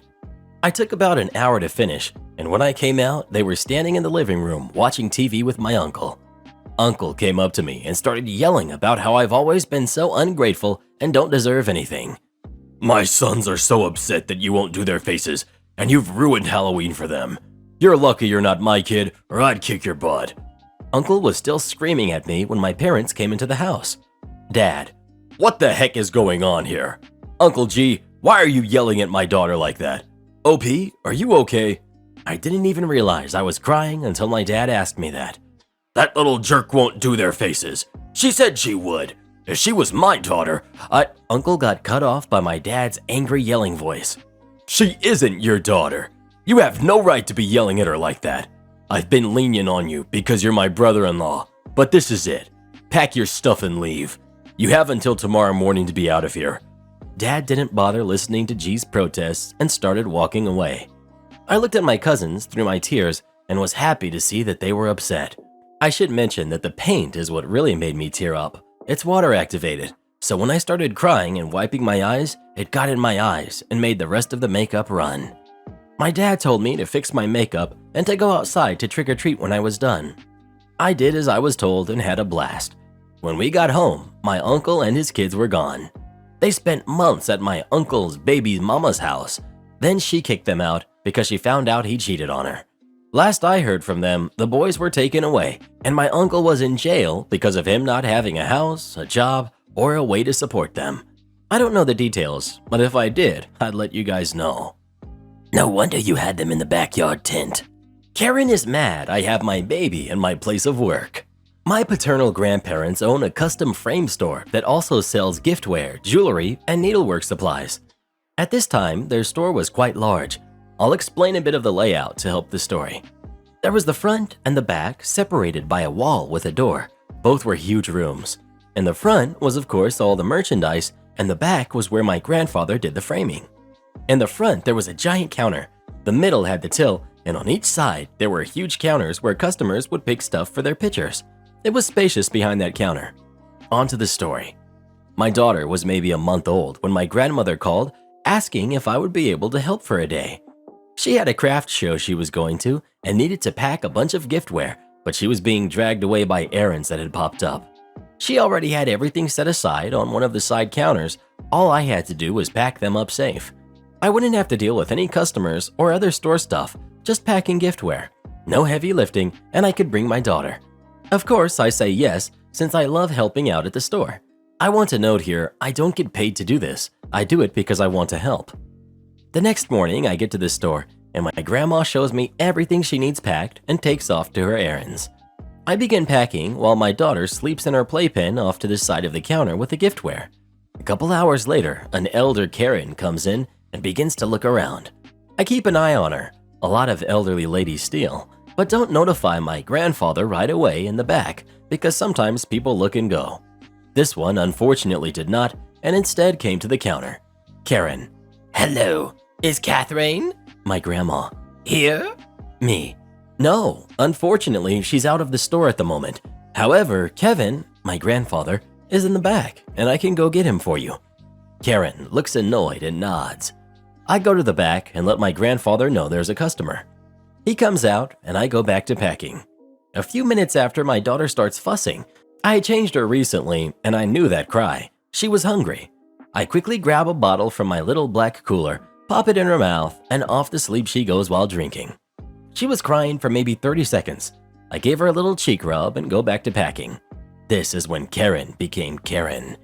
You know, you're really lucky that you have such nice bosses that allow you to bring your kid to work. Though you and I both know she should be in daycare, and you should be focusing on your job. Your baby is a distraction to your work. You couldn't even help me without getting someone else to do it. Me. Oh, I don't actually work here. I'm just here helping with wrapping giftware for the craft show. My grandparents own the store. Kevin is my grandfather and Catherine is my grandma. I'm their granddaughter and this is their great-granddaughter. Karen then looks to my grandfather in disbelief, which I get because he immigrated from Hong Kong, married my grandma, and adopted my dad, who are both white. My grandfather then looks back at me with a look of, you know I hate dealing with these people. All I could do was shrug like, sorry, not my fault grandma didn't warn us about this one. Then because the silence was getting awkward, I blurted. Me. Yeah, my grandma, Catherine, was super excited when she found out I would be bringing her today. Karen. Ooh. She then goes back to her transaction with my grandfather. I think she was picking up something on hold, and then she leaves. My grandfather shakes his head and goes back to framing. I finished packing. I later told my grandma what happened, and she laughed. No, we don't have finished thesis here. Some backstory. I work in a rather big print shop in a student town. Usually before summer break, we are busy making books with thesis. As anyone who has ever written a thesis or even a paper for a course knows, this takes time, effort, and you turn it in on a particular deadline. We usually know that a deadline is near when many theses are needed. This story happened about 2 years ago. It was Wednesday. We had a busy day with other customers, and there were also 3 of our 4 theses that were picked up or needed to be printed. I just gave a very happy young lady her books when Entitled Mom enters the store. I say good luck to the young lady, and I greet Entitled Mom. Karen. My son needs his thesis Friday. Me. This is a daily business as summer break starts in 2 weeks. Karen. Okay, so his thesis should be about this and that title. Me. Yeah, the topic doesn't matter. We just need the finished thesis as PDF, and we print and bind it for you. Karen. What's a finished PDF? Me. Your son did the thesis on a computer. We need the finished version as PDF. We often have parents asking for things for their kids, and sometimes they have zero knowledge about computers. Oh, you should write and print the thesis. My son really doesn't have time for that kind of stuff. Me. We don't offer this kind of service. No, you offer that. The young lady left with what looked like what I need. Me. Yeah, because she wrote it and brought the finished file for printing. We only print finished files. I mean, I don't even know anything about this and that title. Karen. Then how on earth will my sweet little boy get his bachelor's degree? When he doesn't turn in anything, he will be kicked out. So this is where I get really surprised. In my country, a university can kick you out if you don't turn in your thesis 2 years after you did your last exam. When this happens to you, you need to start again. So this little son, who is at least 23 at this point, didn't do anything for the last 2 years. Me. If he somehow is finished by Friday morning, we can do it express by 1 p.m. Karen. No, you will do it for him. This is what you are here for. Me. No, we only do the printing of the finished file.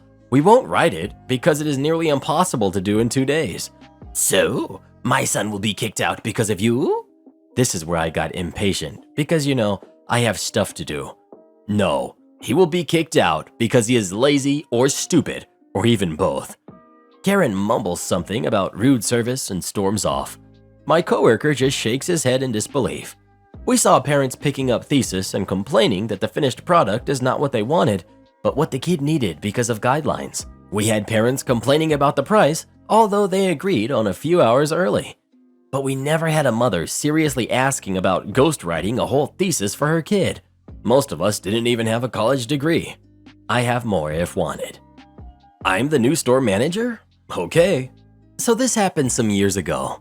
I had gotten a job working as a stock person loading the shelves for a craft store. The hours were unholy, 3 a.m. to 9 a.m. It took quite a bit of getting used to, and because the hours were evil, the pickings for such shifts were understandably slim. So it should be no surprise that the manager was the rotten scrapings at the bottom of a very dilapidated barrel.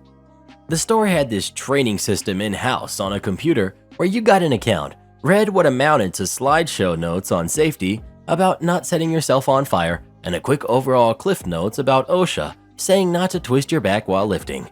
Now see, that's what the average employee read, and even the slowest reader could zip through in 15 to 20 minutes or so. But that's not what my training manager gave me. She pulled up a training module, didn't check that it was accurate, and walked away, telling me to read it so I could get to work. The very first line of a massive training module said, "As the new store manager, you must know and understand the laws you must follow." Me. Hang on. So I called her over the walkie-talkie. Me. Training manager? I think you gave me the wrong training manager. OP, I gave you the same training module that I gave everyone else. Me. Training manager, I really think you should double check. Training manager, now snapping. Stop making excuses and get to it. Malicious compliance. Now, let me try to help you envision this monstrosity before me. Imagine a phone book scanned into the computer, divided into over 100 sections. Every section has 20 subsections. Every subsection had between 5 and 20 sub-subsections. Every single sub-subsection was 20 pages long, and size 10 font, single-spaced. Details involved laws covering all these delightful little things, like ways the store manager could get themselves and the business sued, and how to avoid this fate at all costs. Or at least, that's how far I managed to read before my malicious compliance ended. There was still a lot left to read. Half an hour in, the training manager kicked me off and had me help shelve, berating me for taking so much time. I again told her that I had the wrong module, and again she told me, "Shut up and stop making excuses." She then went to the computer and closed my module, clearly without even acknowledging the gigantic screen of text instead of the neat little slideshow which pictures and big letters were for 5-year-olds to read. Malicious compliance again. I tried twice and she still wasn't listening. That was all I owed her. A month into my employment and training, I still had not completed reading the phone book, having been given only 30 minutes each day. Finally, the store manager, the actual store manager, came to see why I was incapable of completing a module that should have only taken me 15 minutes, and that I really needed to improve my reading skills. Me. Store manager, I can read just fine, but as the new store manager who will be taking over for you, I really must insist on reading the entire module. Store manager. I'm sorry? Me. Training manager told me to read the store manager training module, and I need actual time to get through it. If I'm not the store manager, then I need to be given the correct module. Store manager. Did you tell her that she had given you the wrong one? Me. Yes, and I quote, and here I pitched my voice to imitate her angry snapping voice.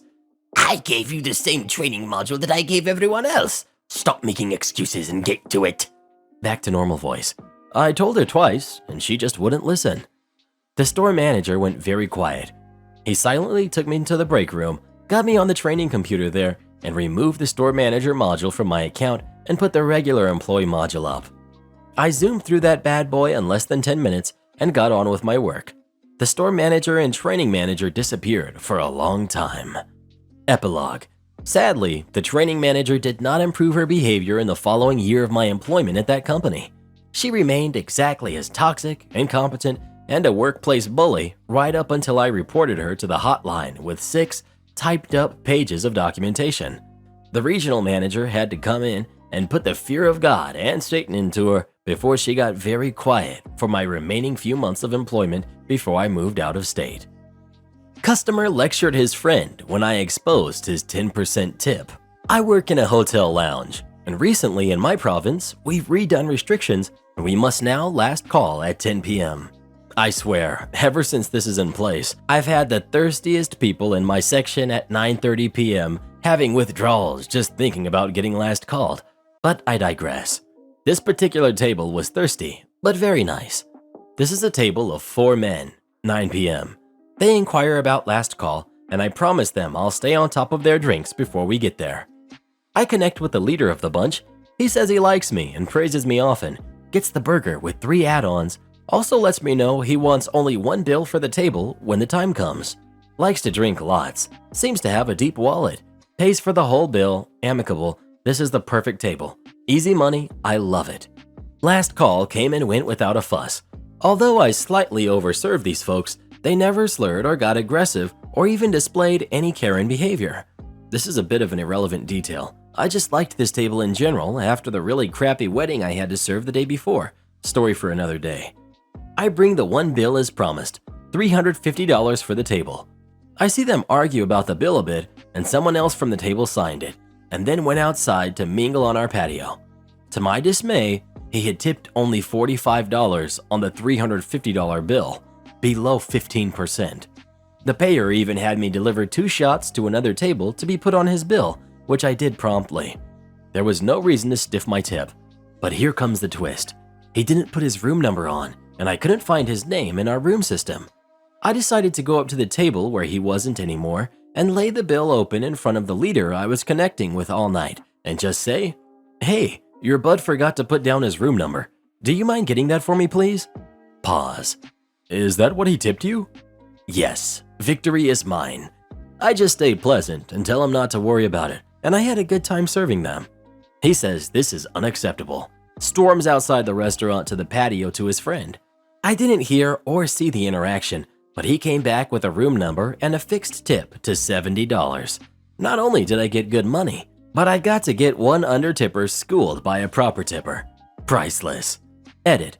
There's too many Karens on this sub trying to convince us we don't deserve our 15% tip and we are acting entitled when we vent about low tips on server subreddit. What the heck is wrong with you people? If my perfect customer knew you talked like that to servers about their livelihood, he'd tell you your tipping practice is unacceptable. Am I the jerk for insisting that my aunt pays me $1,500 per hour to tutor her son? To pay my way through law school, I ran an LSAT tutoring service, though I have since dropped offering this service. But that didn't stop my aunt from calling me up on Saturday attempting to hire me to tutor her son. Even if I were still offering this service, there are multiple reasons why I wouldn't take my cousin as a client. Firstly, and most importantly, my cousin is lukewarm at best at the idea of becoming a lawyer. Secondly, only one law school in my country requires the LSAT, and it is reconsidering whether to continue this requirement at all. Thirdly, my cousin is only 16, so his focus should be on high school exams and not on exams 4 years away that may not even be required. Despite this, my aunt was adamant I tutor her son. I offered to send her my old notes and call some of my old students to see whether any of them would take my cousin on as a client, but she insisted it be me. Because my aunt wouldn't take no for an answer, I tried a different tactic, charging rate of $500 per hour. I'm well aware that my time is not worth anything close to this stupidly outrageous rate, so I was hoping it would scare my aunt away. Well, it did, but just a bit too well. My aunt took offense to my offer and quickly transitioned from guilt-tripping me, "We're family. Family are supposed to support each other," etc., to being outraged. "You greedy, ungrateful little jerk. Your parents didn't do their job with you, did they?" etc. I'm not sure what I'm being ungrateful about, as my aunt has never done anything for me. Regardless, I laughed at her and said, $1,000 per hour then. My aunt fired off a few more choice words, then hung up. My mother called me a few hours later and asked if I were willing to apologize, send over the notes, and call my old students to keep the peace, as a favor to her. My mom is an angel, but she has let her family walk all over her for her entire life. And frankly, I'm sick of letting her family walk all over me too, so I refused. My mother wasn't happy with my decision, but accepted it. and I thought that was the end of that. But earlier today, my aunt had the audacity to send me this text. Here's my email. Send me the notes. Maybe this wasn't my best decision, but I responded with this text. Here's my bank account details. The rate is now $1,500 per hour. So why do I think I'm the jerk? Well, at this point, I'm just goading my aunt. That being said, I thought I was more than reasonable throughout this entire exchange, but maybe I should have just said no and been firmer on that stance. Am I the jerk? Karen really wanted some chicken thighs. I had to go out shopping today. Nothing big, just some groceries I needed last minute. I went to Wally World first, then to a local grocery store for the rest. I go to this store for all my meat because they have butchers and all of the meat and seafood is fresh. Anyway, I picked up 2 small packages of skinless chicken thighs as I have a recipe I've been wanting to try and a whole chicken for Christmas dinner. As I was walking away, I heard someone say, Excuse me? Excuse me? I didn't think whomever it was talking to me. The store was pretty crowded, so I just kept walking. Then I felt someone pinch my neck. Not like a small pinch. This woman full on, got as much of my flesh as she could just between her bony fingers and twisted. I nearly screamed.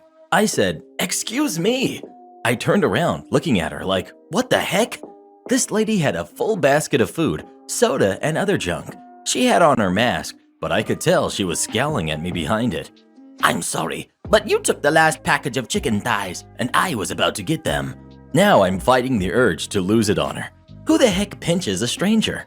I bit my tongue while she continued to tell me about her dinner plans, then says, Do you mind giving them to me? I got 3 boys at home, and I need to go.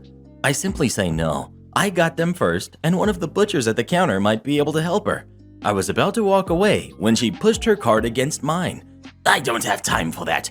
I need to get home and cook. Give them here. You can get something else. At this point, I just wanted to get away from her. Again, I tell her no and push her away to get the last couple of things I needed. I thought that was the end of it. Not even close. I'm looking at milk when she full-on rams her shopping cart into my leg. I think she got a running start and slammed it into my leg. Side note, my left knee is dislocated. I can walk on it, but it's painful, and right now I can't afford the time off for surgery. My doctor put me in a brace that helps me get around until I get the surgery. She hit me on my left leg. My knee just gave out, and I hit the floor, crying in pain. This woman didn't even blink. I saw her reach into my cart, take my chicken, and walk away as if she did nothing wrong. Thankfully, more than enough people had seen what she had done. A couple helped me up while someone else got help. I was crying and sobbing, the pain so intense. As employees brought a wheelchair for me, others were asking if I was okay, and some customers even ran after the woman. She was stopped at the checkout by a manager who returned my chicken to me, while the woman ranted and raved that she had a family to feed, and I could have just given her the chicken 'cause it's Christmas. Eventually, I checked out. A couple employees were kind enough to help me to my car and even load up my groceries. The manager asked if I wanted to call the police or press charges, but I just wanted to get home. He gave me some coupons, apologized, and said they would deal with the woman. I called my brother-in-law on the way home. He met me at my apartment, helped me inside, and unloaded everything for me. As of right now, I'm sitting on my couch with a very red and swollen knee. I have taken my anti-inflammatory medication, got it elevated, and put some ice on it. Definitely going to need to see my doctor tomorrow though, because the pain is coming in waves at this point. She could have seriously injured me. Over 2 packs of chicken. Edit. So the store did call the police, but I was gone by the time they got there. An officer contacted me. I got a meeting set up at the station tomorrow after my doctor's appointment. The officer informed me she was questioned and released, not arrested. They do want me to file a formal complaint in order to have her arrested for assault.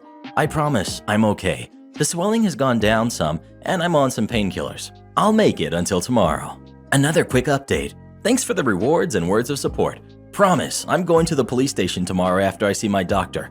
I will be pressing charges against her. Karen wigs out after kid discovers she sold his comics. This happened back in the 90s when I had my second comic store. One afternoon, I was in my store going through inventory when a woman walked in. This was unusual back then because, well, it was. I saw that she did have the precursor to what would become known as the Karen cut, was wearing large rimmed glasses and a skirt that was the style back then.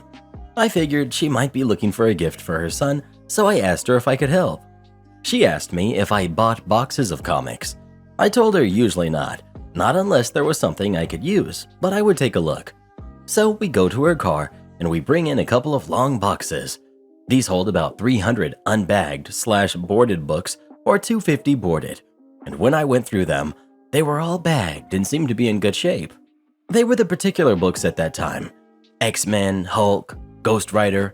I thought I could sell them and offered her $100 for the lot, and she accepted.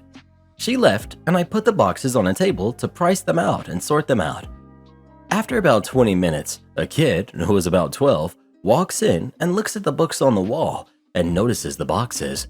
He asked if they were for sale, and I said yes, but they weren't priced out yet, so if there was something he wanted, I'd give him the price then, and he started looking through them. After a few seconds, he had a strange look on his face, and I asked him if something was wrong. I'll never forget what he said. "These are my books." I said, "What?" and he repeated it. I asked him if he could verify it, and he said that he had a code written on every board and he could recite them. I then pulled out 5 books at random, and he nailed every code. I asked him to describe his mother, and he described the woman that sold me the books. I told him not to worry, he'll get them back. I asked for his phone number, and I called it, placed it on speaker, and I waited. After a few rings, she answered, and I responded, "Mrs. Karen, your son is here and informed me that the books you sold me did not belong to you. Will you please come down and give me back the $100 and he can have his books back, as I do not buy stolen merchandise?" Her response, "My son is in your store?" She screams at him to get out of there now and to never set foot in here again. She shrieks that if he ever comes back in, she will have me arrested. The kid was in tears. All he muttered was, "You stole my books." She continues her rant. "I don't want that crap in my house. Get out, now." And then she slams the phone down. I let the kid sit down while I processed what just happened. While this was going on, another kid and his mother saw him and said hello and saw that he was crying. They knew him, and the new kid's mother asked me what happened, and the kid told her. She was, to say the least, disgusted and said she'll take him home and have a few words with his mother. Before he left, I asked him what he wanted to do. He said, "Whatever it takes." I asked, "Even call the police?" He said yes. I said, "I'm going to try one more thing before that." About 7:30 that night, I called the number, this was before caller ID, and got the father and explained what happened that afternoon. Only thing he said was, "She did what?" I repeated, and again he said the same. Then Karen realized who he was talking to and started screaming. The father just told her to shut up. Then he thanked me and said he would handle it and asked what time I closed. About 15 minutes later, I see the kid and his father, with Karen being dragged along, and she is shrieking so loud, dogs 3 counties away had bleeding ears. He drags her in and tells her to give me back the $100. She yells that she doesn't want that crap in her house and she won't do it. She's going to have me arrested for selling him this crap, and how could they let me be open in this town? She hated Superman and baseball cards. She breaks away from the father and attempts to kick out my showcase, and it was only because he managed to grab her collar and yank her back that they weren't smashed. She then tried to shove my computer off the counter, but I managed to stop her. The father gave me back what I was paid, plus a little extra for all this BS, and apologized. Karen said she'll just set them on fire. Father said no. He's bringing them to his business and would keep them safe from her. He also said he would come in with the kid in the future. Now, I found out after the fact, about 10 years later, secondhand, so I can't verify. Karen basically destroyed the relationship and never apologized. After the kid graduated, he joined the army, got married, and had a kid. He doesn't see her often, but allows contact when the father is there. Over comic books. I have seen worse. Now, there are those who are probably asking, why didn't I ask her if they were hers? I didn't think of it. But since then, when a woman says she has comics to sell, I ask, are they yours? Out of all of the times, at least 50 in the last 10 years, only one said they were hers. I then ask, do you have the owner's permission? Never a yes. I tell them, I don't accept stolen property. One of these was quite entertaining. At a flea market I used to do, a woman walked to my booth and asked if I could buy comics. I asked her, "Are they yours?" She said no. I then asked if she had permission, and again, no. I asked, "Why do you want to sell them?" Her reason? He's too old to be reading comics. He was 37. I said, "Ma'am, I'm 49 at the time, and I read comics." A guy looking through my books said, "Ma'am, I'm 72, and I read comics." She huffed that we were immature idiots. The guy said, "At least I'm not stealing my kids' books. Have a nice day." This is not the worst incident I have had, but it is in the top 20. You want me to write a fiction? Fine, but I'm making it a good one. I'm a machinery operator in an industrial setting. This means we have a lot of trade professionals on site 24/7 to minimize the impact of any breakdowns. On this particular occasion, I had a heated press shut down on me because it was reporting a temperature of around 3,600 degrees Celsius. The required temperature range is about 275.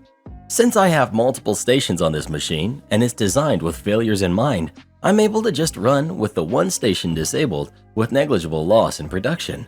So I put in a mid-priority work order and pretty much forgot about it.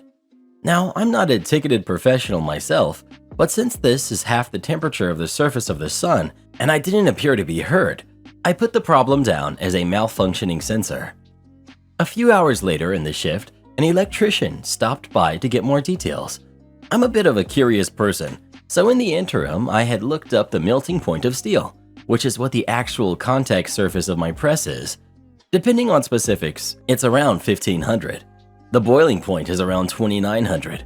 I expected this information to be for personal amusement only. I was wrong.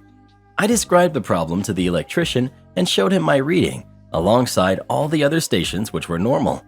Obviously, I informed him that a reading in the 3000s was not possible, but he disagreed and told me, "Maybe that's the temperature." Fair enough. I had had to look it up myself, so I'm not going to fault him for not immediately realizing this reading was nonsensical. I told him that steel boils at less than the reading I gave him, but he wasn't having it, and insisted that I put a parallel work order in for the engineers. Officially, this just means the diagnosis was not immediately clear to the operator and creates a second tag with an alternate explanation, so that when one tradesman closes the tag, the alternates are closed automatically. Unofficially, it would act as a black mark on my records, essentially telling the entire maintenance crew that I don't know my machines and don't know what I'm doing, and would result in more people questioning my judgments in the future. I don't have a lot of those, so I was already pretty annoyed that he was trying to push me around over this. But I can see where, from his point of view, it would seem reasonable to assume that a random person just happening to know the state change temperature for metals is hard to believe, so I was still resolved to remain reasonable. I went to the supervisor instead and told him the situation, expecting him to just tell the electrician I'm in the right and to go have a look at the sensor during our next breakdown or scheduled halt. Instead, he just told me to come up with an alternate perspective diagnosis and put in the parallel work order. Notably, he didn't actually specify engineer as the electrician had. I should note here, too, that the supervisor in question is an experienced welder, meaning he should know full well how ludicrous the demand was. Well, cue malicious compliance. Since this wasn't an urgent issue at any rate, I decided to take my time with a new work order. I reached out to managers to get the procedures for a work order that requires out-of-house services and government agencies. Waiting for those details meant I would be taking this home and finishing it up on my own time, but at this point, I was invested. I actually went through drafts on this thing, but the finished product was a masterpiece of BS. Since 3600 degrees would have sublimated my entire machine, I worked under the assumption that my lungs had been coated with various aerosolized metals that were blocking whatever little function my lungs could possibly retain after being exposed to apocalyptic temperatures. I explained that all the events since encountering the reading must therefore be hallucinations brought on by my failing brain as I succumbed to my certain end. I made a point to detail how grateful I was that the delusion had apparently isolated me from the mind-melting agony my body must be in. I summarized my last will and testament in the vague hope that in my dying utterances it might actually be communicated to somebody still alive in reality. I recommended immediate contact with Environmental Canada for disaster cleanup. I requested a specific funeral home, but specified that I did not wish to be cremated. I also made a point to mention by name the two people who had graciously informed me that my equipment could be expected to function normally in the temperature range of a sunspot. These work orders are the size of a postcard, and the actual request part is typically 4 to 15 words. I handed this sucker in with 3 sheets of fool's cap stapled to it. If it had actually been processed, it would have created a mountain of paperwork, since I can't imagine Environment Canada reacting well to receiving a major disaster notification followed by, actually, sorry, never mind, one of our employees is being a butt. Predictably, I was hauled in to speak with management before noon that day to explain myself. I did receive a write-up, which I refused to sign and demanded a union rep on hand since I had had no way to follow my orders without being ridiculous. They declined to bring one in, so that should be the end of that. The faulty sensor had been replaced by the time I got back to my machine. I tried to save her $71, but Karen wanted a $100 Visa gift card. I was a department manager at an arts and crafts store a few years ago. A warm, pre-lockdown Saturday morning in May of 2018. I get called up by cashier who is known to be very soft-spoken. All the cashiers are busy. Holding up register 3 is a middle-aged lady with 2 carts chock full of crafts and baking stuff. The issue was the customer's 10% off coupon was expired by over a week and it was not working. Her total was around $557. The lady was already irate, berating the cashier, an 18-year-old, saying she can't believe coupons expired so soon after getting them in the paper, huffing about how she was a rewards member who shops here often since she was a Girl Scouts leader, and how I should contact the newspaper she got the coupons from and make them either deliver it to her sooner or let corporate know the coupons should last for up to a month. I de-escalated the situation and apologized while explaining that I couldn't make corporate stop running different sales every week, but I would certainly manually take off the 10% myself. As I was doing this, I noticed she would save money with the paid membership we had recently implemented. With this membership, the customer would get a one-time 20% off their current order and 5% off every purchase thereafter. Yes, it was a ripoff, considering it offered almost exactly the same exact rewards that the free program offered. But seeing this lady had a huge order, I pointed out that not only would she get the membership essentially free, but it would save her $71, $20 more than she would have saved with her expired coupon. The lady jumps down my throat. First, the cashier tries to tell me about this dumb membership, and now you? Do I look stupid? I don't want it. I don't want it. I don't want it. I'm not a moron. I know there's a catch. Get me another manager.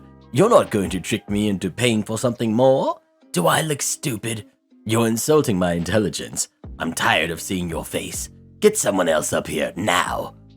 By then, I had already taken the 10% off, called another manager, even apologized, despite fuming, and she was still ranting.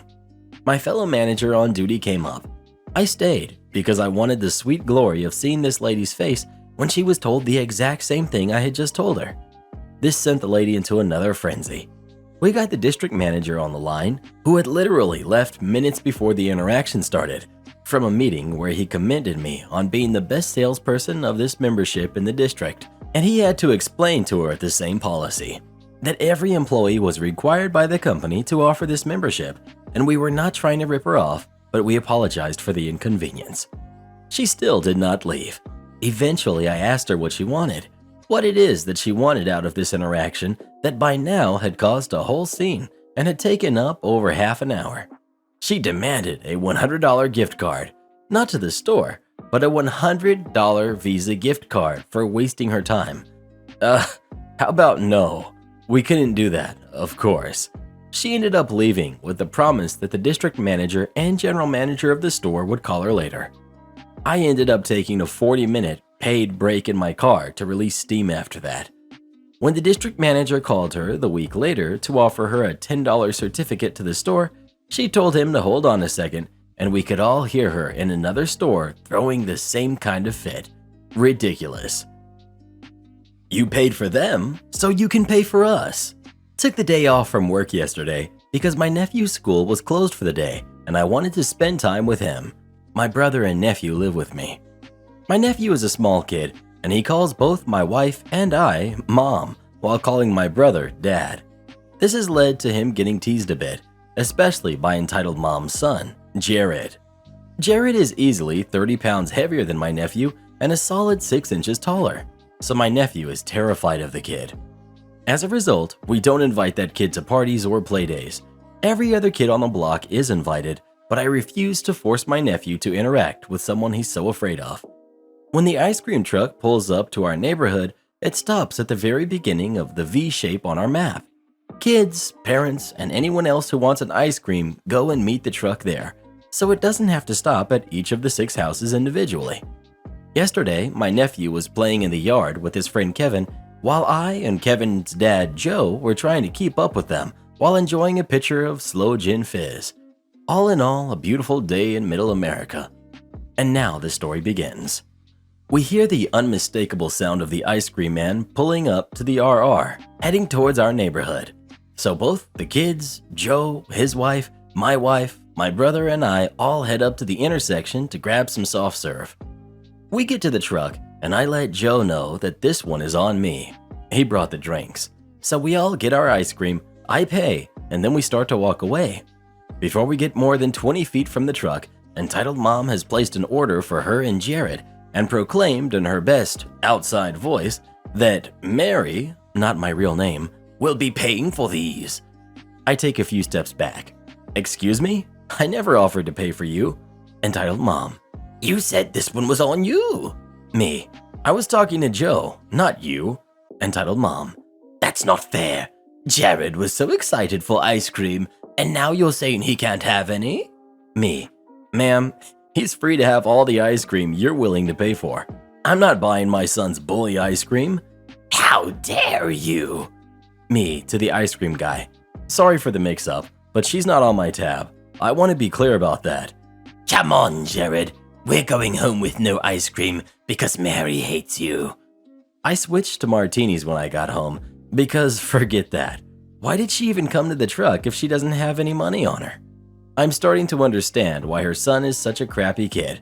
It's not his fault. He's being trained to be that way. Not my client, not my problem. I'm a social worker who has been working with the homeless population for well over 2.5 years. For the most part, I interact with people who show me high levels of respect. The street goes both ways. About twice a month, I interact with someone who tries to use anger, fear, and manipulation to get their needs met. Their harsh tactics used to work with me, and I would drop everything I was doing to attend to their rage-filled requests. We just hired this guy who does not do his job. He sits around on his phone and distracts everyone his whole shift. The first week or so, he shadowed the housing help desk, which is just a fancy word of saying open office hours for anyone in the shelter. The help desk is a beast. You never know what you're going to walk into. Everyone dreads doing the desk. So the other day I had a client who was needing EMS. I asked him to help me and he said, "Not my client, not my problem." Then started mindlessly scrolling through Facebook. At first, people respected him because of his credentials. Now everyone in the department sees right through him now. My boss is starting to throw responsibility at him, which usually responds with, "I'm not ready." And my boss responds with something passive-aggressively empowering. "I believe in you. You have XYZ experience." So you may be wondering where these two things intersect. Today, I was looking for someone on my caseload. I walked by the housing help desk to see if he was hanging around in line. This client stops me and starts taunting me. "I see you helping other people, and you won't even look at me. You treat me like I'm a bum, not a homeless person. Forget you. You aren't doing anything right now. You're just walking around. I need your help. Come on." I respond with strong boundaries and refer him to my coworker. "I don't want to break the process. You're in line for the housing help desk. He will help you when it's your turn. After all, it wouldn't be fair to skip the other guy in line. He will meet with you soon." Point at coworker through the glass. He shakes his head and gives me the "no, don't do this to me" look. Cue epic power struggle between the client and I. I keep referring him to the other worker. By this time, the other guy in line has had enough of his yelling and screaming and leaves. About 5 minutes pass and I'm not budging. It's just escalating this client even further. The client My coworker is meeting with leaves and the seat for the next client opens. I look through the glass and my coworker is frantically looking up and down, pretending to be busy, going through the file cabinet that nobody uses, pushing buttons on the copier like he's faxing something, opening stacks of paper and entering it into the paper tray. The client is getting so upset. Forget you, dude. Help me. Help me now. What is wrong with you? What's that guy doing? Have him help me. This shouldn't take this long. I peep my head through the door and ask my coworker if he's ready. He stalls and stalls, expecting me to bend. I tell the client, I'm not bending over the rules for you. You have to meet with the case manager at the desk. I have 30 other clients I meet with while I'm not running the desk. I open the door. Hey, coworker X, it seems like this guy really wants to meet with you. I've got to email over something to our boss. Can you help him? I look at him. Not my client, not my problem. Less than 4 hours later, he's already calling places to follow up on his application. Am I the jerk for canceling movie night with my boyfriend after what he did? I'm a movie lover. I love watching movies and TV shows like Star Trek, The Greatest Showman, Star Wars, and I have tons of favorite actors like Jake Gyllenhaal and Robert De Niro and Keanu Reeves. I even have rituals for when I watch movies, especially new ones. My boyfriend, Andy, and I have movie night every Thursday. Together for 9 months, by the way. We don't live together. He has a habit of Googling spoilers whenever we're watching a movie for the first time. It may not be a big deal, but I hate it. I hate when he does that. It ruins the mood, the excitement of the movie, and so far he's ruined over 14, what would have been great watching experiences. He did it again after I had a talk with him about it.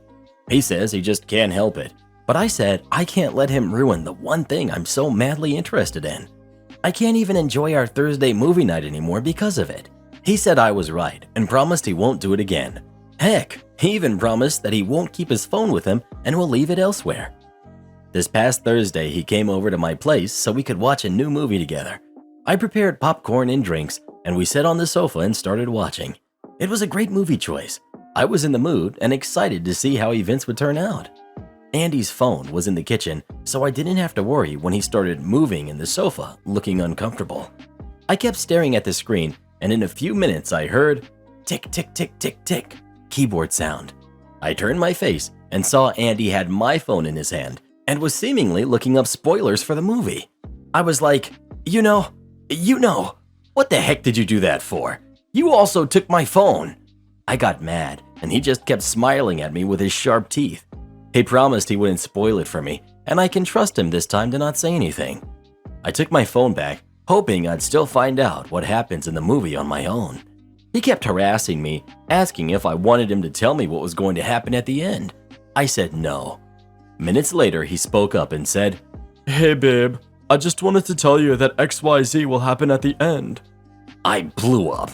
I yelled, calling him unbearable and selfish to have ruined yet another great movie watching experience. He said he wanted to ease my mind about the ending after seeing me so worked up like that, but I said I was done and canceled our Thursday movie night and will have a girls' night in with my girls instead. He got offended, saying that I overreacted over a movie and that he was hurt after I canceled our special night of the week together. We usually end up having a good time afterwards, so I can see why this was such a big deal for him. He left and then texted me later saying I ruined the night and was hard on him since this is a habit of his that's hard to get rid of. But he's trying and I'm not giving him a chance. He wants me to reconsider. Am I the jerk for sticking with my wedding color scheme even though my mother-in-law is upset? For my upcoming wedding, I want an earthy theme with muted colors. In our social circle, it is pretty standard for the family to match the wedding colors so the pictures look nice. My parents are spending a good deal of money, so it is important to me that things go as smoothly as possible. When I told mother-in-law, she made a face but didn't say much. Then we started talking about what the family would wear, and mother-in-law realized that I wanted everyone to look cohesive and got upset. She accused me of not caring about her self-esteem and said my colors were ugly. Mother-in-law likes bold colors, but she had a wedding a couple of years ago and got to do whatever she wanted. I feel this is my day. Shopping for my mother of the groom dress was a nightmare. It was months of back and forth, crying, me vetoing dresses that would stand out like a sore thumb in pictures, her calling me vain and heartless. It was a mess. Finally, I took her and my no-nonsense mom and we got her a dress. I thought it was settled, but I got a furious voicemail from mother-in-law's husband saying she put the dress on and immediately began crying, and he will not let her wear it at this point because of what it is doing to her self-esteem. He called me a fake person who doesn't know what love is, a controlling psycho, and then he lost it on me for making his wife cry. My fiance finally took the phone and ripped him a new one. His daughter texted me the next day and said she doesn't like mother-in-law that much, but she thinks I'm being a jerk because my colors were chosen to suit my huge family and bridal party, who are all white. And mother-in-law is the only non-white one, who's Middle Eastern, so the colors don't suit her well. I called mother-in-law and asked if that was it, and she wouldn't even answer and said I don't care about her. My fiance says to make her wear it out of spite, but at this point, I think they might not be going. She hasn't RSVP'd, and she is the type to dig her heels in and not go. I'm not even sure she has the dress because my mom says mother-in-law told her her husband cut it, and mother-in-law thought that was so cute and romantic. I don't know if I'm being too harsh by not budging. This is important to me, and I'm sick of her always being a spoiled brat and getting her way. But at the same time, the colors are making her feel really insecure, and she is super vain. Edit. The one thing I'm not willing to do is trick her and Photoshop the pictures. I am genuinely afraid for her and what that could do to her mental health. We could never see her again, which is maybe okay, but I don't want her to have a breakdown and have months of bad mental health. Edit. I relented a little and said she could wear what she wanted and not be in pictures. I'm pretty sure she blocked me though, and she hasn't answered in 6 hours, though she has been posting on Instagram, so she probably isn't coming. I am most definitely not an Uber driver. As the title says, I am not an Uber or a Lyft driver. There is no indication anywhere on my vehicle that I would be. I don't really put stickers on my truck anyway, so it's not like there's any confusion on this. I drive a 2014 Silverado, and I take care of it and keep the inside looking nice. And from some of the horror stories I've heard, I don't want to let strangers in my truck. Nothing against Uber or Lyft drivers, just not doing it in a vehicle I worked very hard to be able to buy. Anywho, yesterday I drove my wife to Ulta so she could shop for beauty products. I really had no interest in going in, so I parked and played on my phone for a bit. After about 15 minutes, the passenger door opens and some stranger gets in. This lady looked like she walked straight out of a meme about Karens and hopped into my truck. Random lady.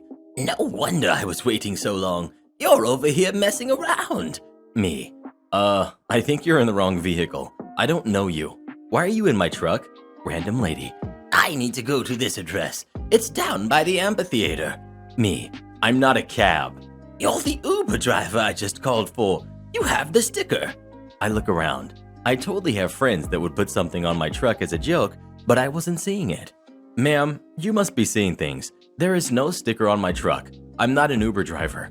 Random lady pulls out her phone and with a tone of such superiority that I immediately wanted to just push her out of the door says, my app says that the driver will be in a blue Ford Focus, and that's you. I laughed out loud. What is so funny? Me. I'll tell you what. I'll give you a free ride to the eye doctor to get you some glasses. You said your driver was in a blue Ford Focus, a small car, and you confused it with a dark gray Chevy Silverado pickup truck? In no possible trick of the light could those two ever get mixed up. You obviously need glasses, Mrs. Magoo. I'm sure everyone is about to be shocked by her next line. I've read enough Reddit stories and even written one or two. I should have seen this coming. How dare you? Me. I'm not your Uber driver. I don't drive for Uber. There is no sticker. You got into the completely wrong vehicle. The only thing that I can see as a reason is that either your eyesight is terrible or you're starting to come down with Alzheimer's or dementia, which would be tragic, but I don't think this is the case. I was watching the Karen rage build up in her face. I was expecting the explosion, but she switched tactics on me. I thought she was gonna zig, but she zagged. Random lady. Well, I still need a ride, and you aren't doing anything, so why don't you just take me there? I can give you $5. She said this like she was trying to bribe a kid with a piece of candy. I might have been willing to give her a ride. I'm a nice guy to most people, and generally am willing to help people out. However, her condescending tone got under my skin, and I'm not going to reward that kind of behavior. Me. No, and you need to get out. my wife is here. She had just shown up. This lady had the audacity to roll down the window and tell my wife, "You can wait. I need a ride." It was that moment too that I just happened to see a blue Ford Focus driving really slow in front of the stores and the driver looking around, obviously her ride. I started speaking slowly while keeping an eye on the driver. "Ma'am, listen." Pause for dramatic effect. "I am not driving you anywhere. I'm taking my wife home and she definitely doesn't have to wait for you. You need to get out of my truck before I call the police. If you're waiting for your ride, you need to settle that with Uber. By the way, the Uber driver you were waiting for is leaving the parking lot right now." I pointed to the blue car that was moving to the lot's exit back onto the road. She flung my door open and tried to go chasing after him. It was pretty comical, really. We drove past her on the way out. She didn't look happy. Do this next. Tap here on your screen to come see our new podcast playlist, where you'll find thousands of hours of the best stories you've ever heard. Or tap the one on the right. That episode is specifically just for you, based on other videos you've enjoyed the most.